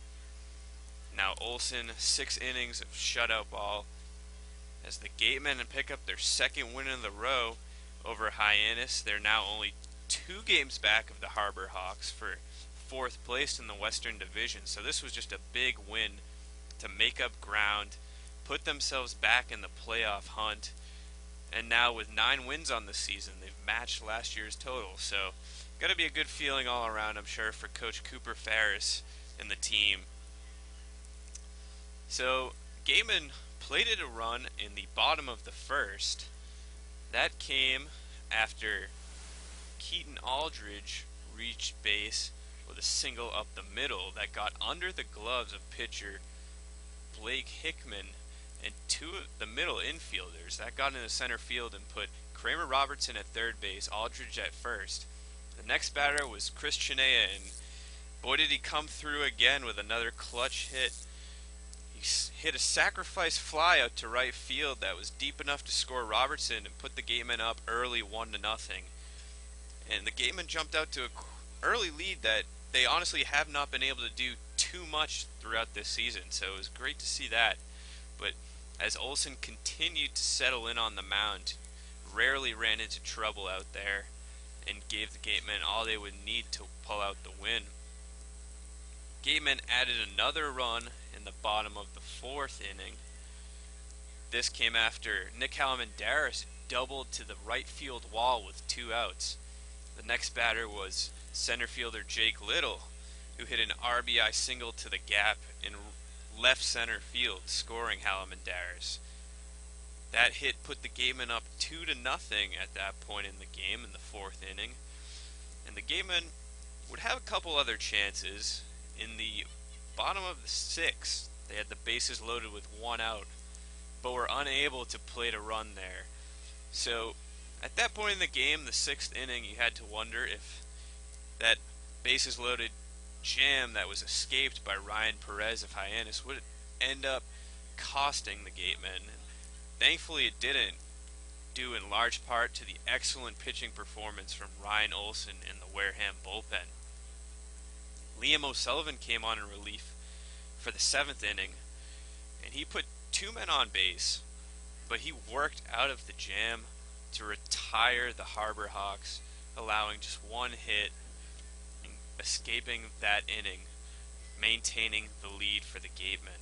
Jason Richmond came on in the eighth inning after he got the final out on Wednesday night down in Chatham, and he picked up right where he left off. He retired the Harbor Hawks 1-2-3 in the top of the eighth and sent this game to the bottom of the eighth. Gatemen still up 2-0. Richmond came back out on the mound for the top of the ninth looking to get a save and retired one Hyannis batter, but Donnie DeWeese reached base on a single up the middle. So on came Scott Efros, who has performed extremely well this season in a closing role for the Gatemen, and he did his job perfectly. He got Slater and Wise to ground out to end the game as the Gatemen held on for a shutout 2-0 win. And after a rough stretch where the Gatemen had lost 3 games in a row with struggles with hitting, it's great to see the Gatemen win these close, low-scoring games as the pitching has continued to come through for the Gatemen. The hitting wasn't necessarily there. The Gatemen had 8 hits tonight, so an average performance for them, but only the 2 runs. But with the backing of the pitching from Ryan Olson and the Wareham bullpen, 2 runs would be enough for the second consecutive game. Blake Hickman also had a solid performance for Hyannis. In 5 1/3 innings, he allowed 7 hits in just those 2 runs to the Gatemen in the first and fourth innings. He picked up 3 Ks against the Gatemen, but unfortunately did not receive run support, and Olson was able to outduel him in this one. So for the Gatemen lineup, the hits were spread out pretty evenly through the lineup. Anderson Miller had another multi-hit game. He was in the 9-hole tonight, and he came up with a 2-for-3 performance.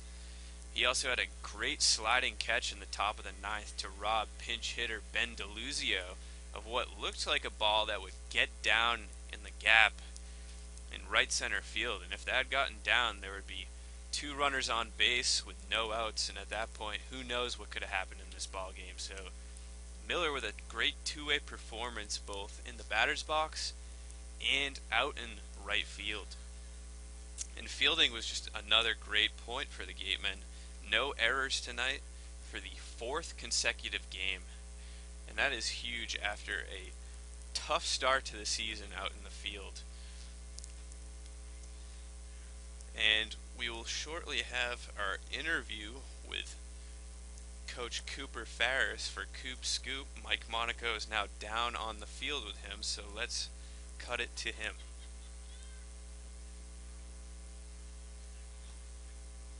Now by manager Cooper Ferris on Coop Scoop as Wareham gets the win tonight. Another close one, another great pitching performance, good fielding. What'd you like about the way your team has now turned in a couple of these performances and kept it rolling after Wednesday's win? Well, we're defending a lot better and we're pitching a lot better, and these starting to look like Cape League games now, so hopefully we can keep doing that. I just hate we're still leaving runners all over the place, and we could have broken that thing open with a couple of good at-bats, but we didn't get them, and didn't get any bunts down tonight, which disappoints me because we work hard on our bunt game. So I was real disappointed in those 2 aspects of the offensive end of it, but as far as the pitching defense, great. I mean, it was really good. We got in a couple of bad situations that we've kind of screwed up in the past few weeks, and now we're starting to make plays, and understand that that's got to happen when a guy gets in trouble.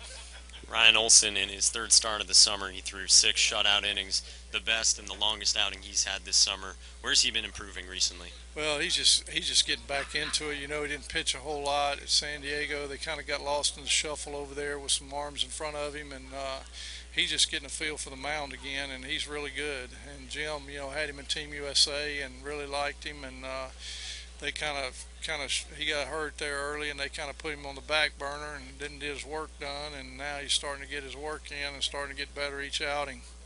Defense, like we talked about, was a lot better. Kyrie Washington had a great jump on a ball to end one of the innings down the line, and then in the 9th inning, Anderson Miller with a nice slide and grab for the first out. What have you seen from those guys, but then just the defense in general? Well, we've talked about it a whole lot. You know, it's, in the past we've kicked the ball around a little bit, and I told him, you know, a story about 3 days ago, and told him, you know, that Major League manager was getting on his club about that, and they asked him why are they kicking the ball around, and he said that it's just a total lack of concentration, a total lack of focus, and you could see, you know, you can see it when guys make errors. They look like deer in headlights, you know, not ready for the baseball, and you know, we've looked like a squirrel in the middle of the highway a couple of times too, not knowing which way to run or which way to go, and so we've tried to solidify that and tried to make them understand that every ball is going to be hit at them, and if I'm ready for every ball to be hit at me and hit hard at me, then I can make the routine plays. And we almost came out of that last play there, but you got to have strong eyes when you're playing that infield. The win tonight gets you within 2 games of Hyannis for 4th place in the West, and then you play them again on Sunday. You play Katuitt tomorrow, and they're in 3rd place. How big of a weekend can this be for you guys? Well, we've talked about it. You know, it's huge. If we want to get back in this mix, we've got to do well, and hopefully we'll get some more strong pitching and defense tomorrow, and maybe scratch a few out and see what happens. You bunted with pretty much everybody in the lineup, or tried to bunt with mostly everyone in the lineup. Was that just because the offense just hasn't been able to click and get guys home? Well, the big thing I was trying to do is get usually when in these tight games like this, you want to get the 4-run cushion. That way the grand slam doesn't beat you, you know. And I was just trying to get runners in scoring position. We bunt. Everybody in our lineups bunts every day, and we did some really uncharacteristic things tonight. We chased it with our nose, and you know, didn't keep our chest on the pitcher, and you know, we just didn't do a good job at all there. I told them tonight, you know, every time you don't get a bunt down, a sac bunt down, that's 10 points on your batting average in 100 at-bats, because usually if you don't get the bunt down, you get out. And one guy got a hit, Shania did tonight, but the rest of them, you know, struck out. So, you know, it just goes to show you that you know, you got to give yourself up sometimes to, you know, for the team. And one of those situations, we had first, second, no outs and didn't get it done. You know, and then you know, you go second, third with the 2 guys that we had coming up behind you. You may blow that thing open. We just didn't do it. And the other situation there, and I was trying to get that extra run in the 9th or 8th there, and trying to, you know, we got the leadoff guy on, tried to get him over, and didn't do that either. So you know, the whole premise behind that's trying to sneak one through, and you know, you've seen yourself a lot of times in this league, there's a lot of teams don't work on their bunt defense, and you've seen them throw it all over the field. So it's just a good situation there. And I told them when they first got here, I don't want them to just be a swinger. I want them to be a complete player. And we work on the hit and runs and the bunts. Nick Halamandaris with a double now in 3 consecutive games. What have you been working on with him at the plate? Because it seems lately he's been coming alive. Well, the big thing with Nick is getting his hands going. And he had a long, sweepy swing when he got here. And he's one of the guys told him the other day that came out and watched us hit, said he has the sweetest swing going now. He needs to stay with what he's doing. So he's really cut down about probably a foot out of his swing, and he's getting the barrel out now. So you know, it's really looking good for him right now. I hope he can stick with it. Sweet swing and a sweet win for the Gatemen here tonight as they take down Hyannis with manager Cooper Ferris. I'm Mike Monaco. Thanks, Coach. Thanks, Mike. Back to you, Sean. Thank you, Mike, and thank you, Coach Ferris. And gotta love what Coach said there, that soundbite where the team was looking like deer in the headlights in the past couple of weeks, and the last couple of nights it looks like that feeling's gone away, which is a great thing for the Gatemen. They're now just a couple games out of playoff position, and Megan O'Brien is standing down on the field with our player of the game, Ryan Olson. Let's toss it down to Megan. Thanks, Sean. As you mentioned there, Coach Cooper Ferris said the Gatemen looked like deer in headlights tonight. Looks like they came out of it a little bit. And the man behind it all, Ryan Olson, I'm joined by him now, our Gatemen player of the game. And Ryan, 6 shutout innings, by far your best performance this summer here in the Cape Cod League. And you told me earlier in the season that your freshman year at San Diego State did not go ideal, and you were really excited to get down here and get back to work with Coach Lawler. You worked with him in Team USA. How has your work in the bullpen, in practice, and on the mound been going so far? It's been going great, just work every day. I'm getting better. I always see the results just from since I got here to now, and it's real exciting for me, and it's paying off now, so it's good to see. Now, 6 shutout innings, didn't really give up much of anything tonight here. Now, we've seen performances from you that have gone well and things that have not gone so well, but nothing terrible out of you today. Tonight seemed like a turning point in your season. What did you think of your performance tonight? I think I pounded the zone real well. I think I had 1 walk. I think that was really the key to my success tonight was didn't let any free passes go, and obviously turned into a good outing. So. Things have been going quite well in your pitching staff. Brock Hartson had a great night. You had a great night. How do you guys work off each other? I think we fire each other up. Like it's kind of like one guy goes out there, pitches great, like we've been doing, and the next guy's like, all right, I'm going to top him, kind of thing. It's almost like friendly competition. It's been, it's working out for us. So.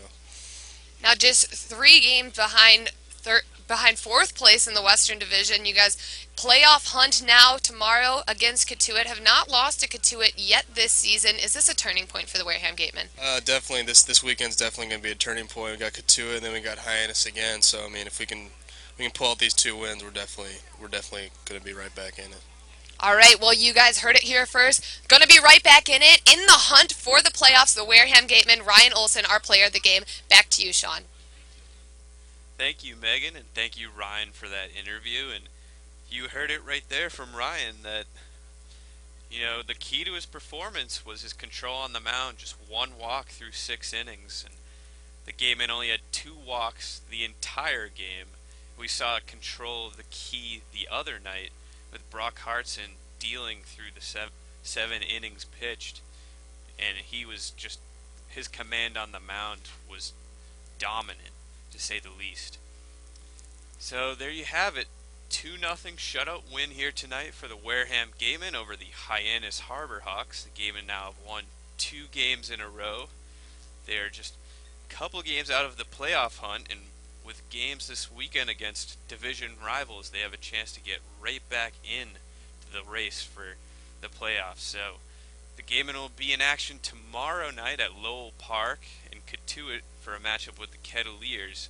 So we hope that you will join us for that broadcast. For Megan O'Brien and for Mike Monaco, this is Sean Tenaglia signing off and saying thank you for tuning in.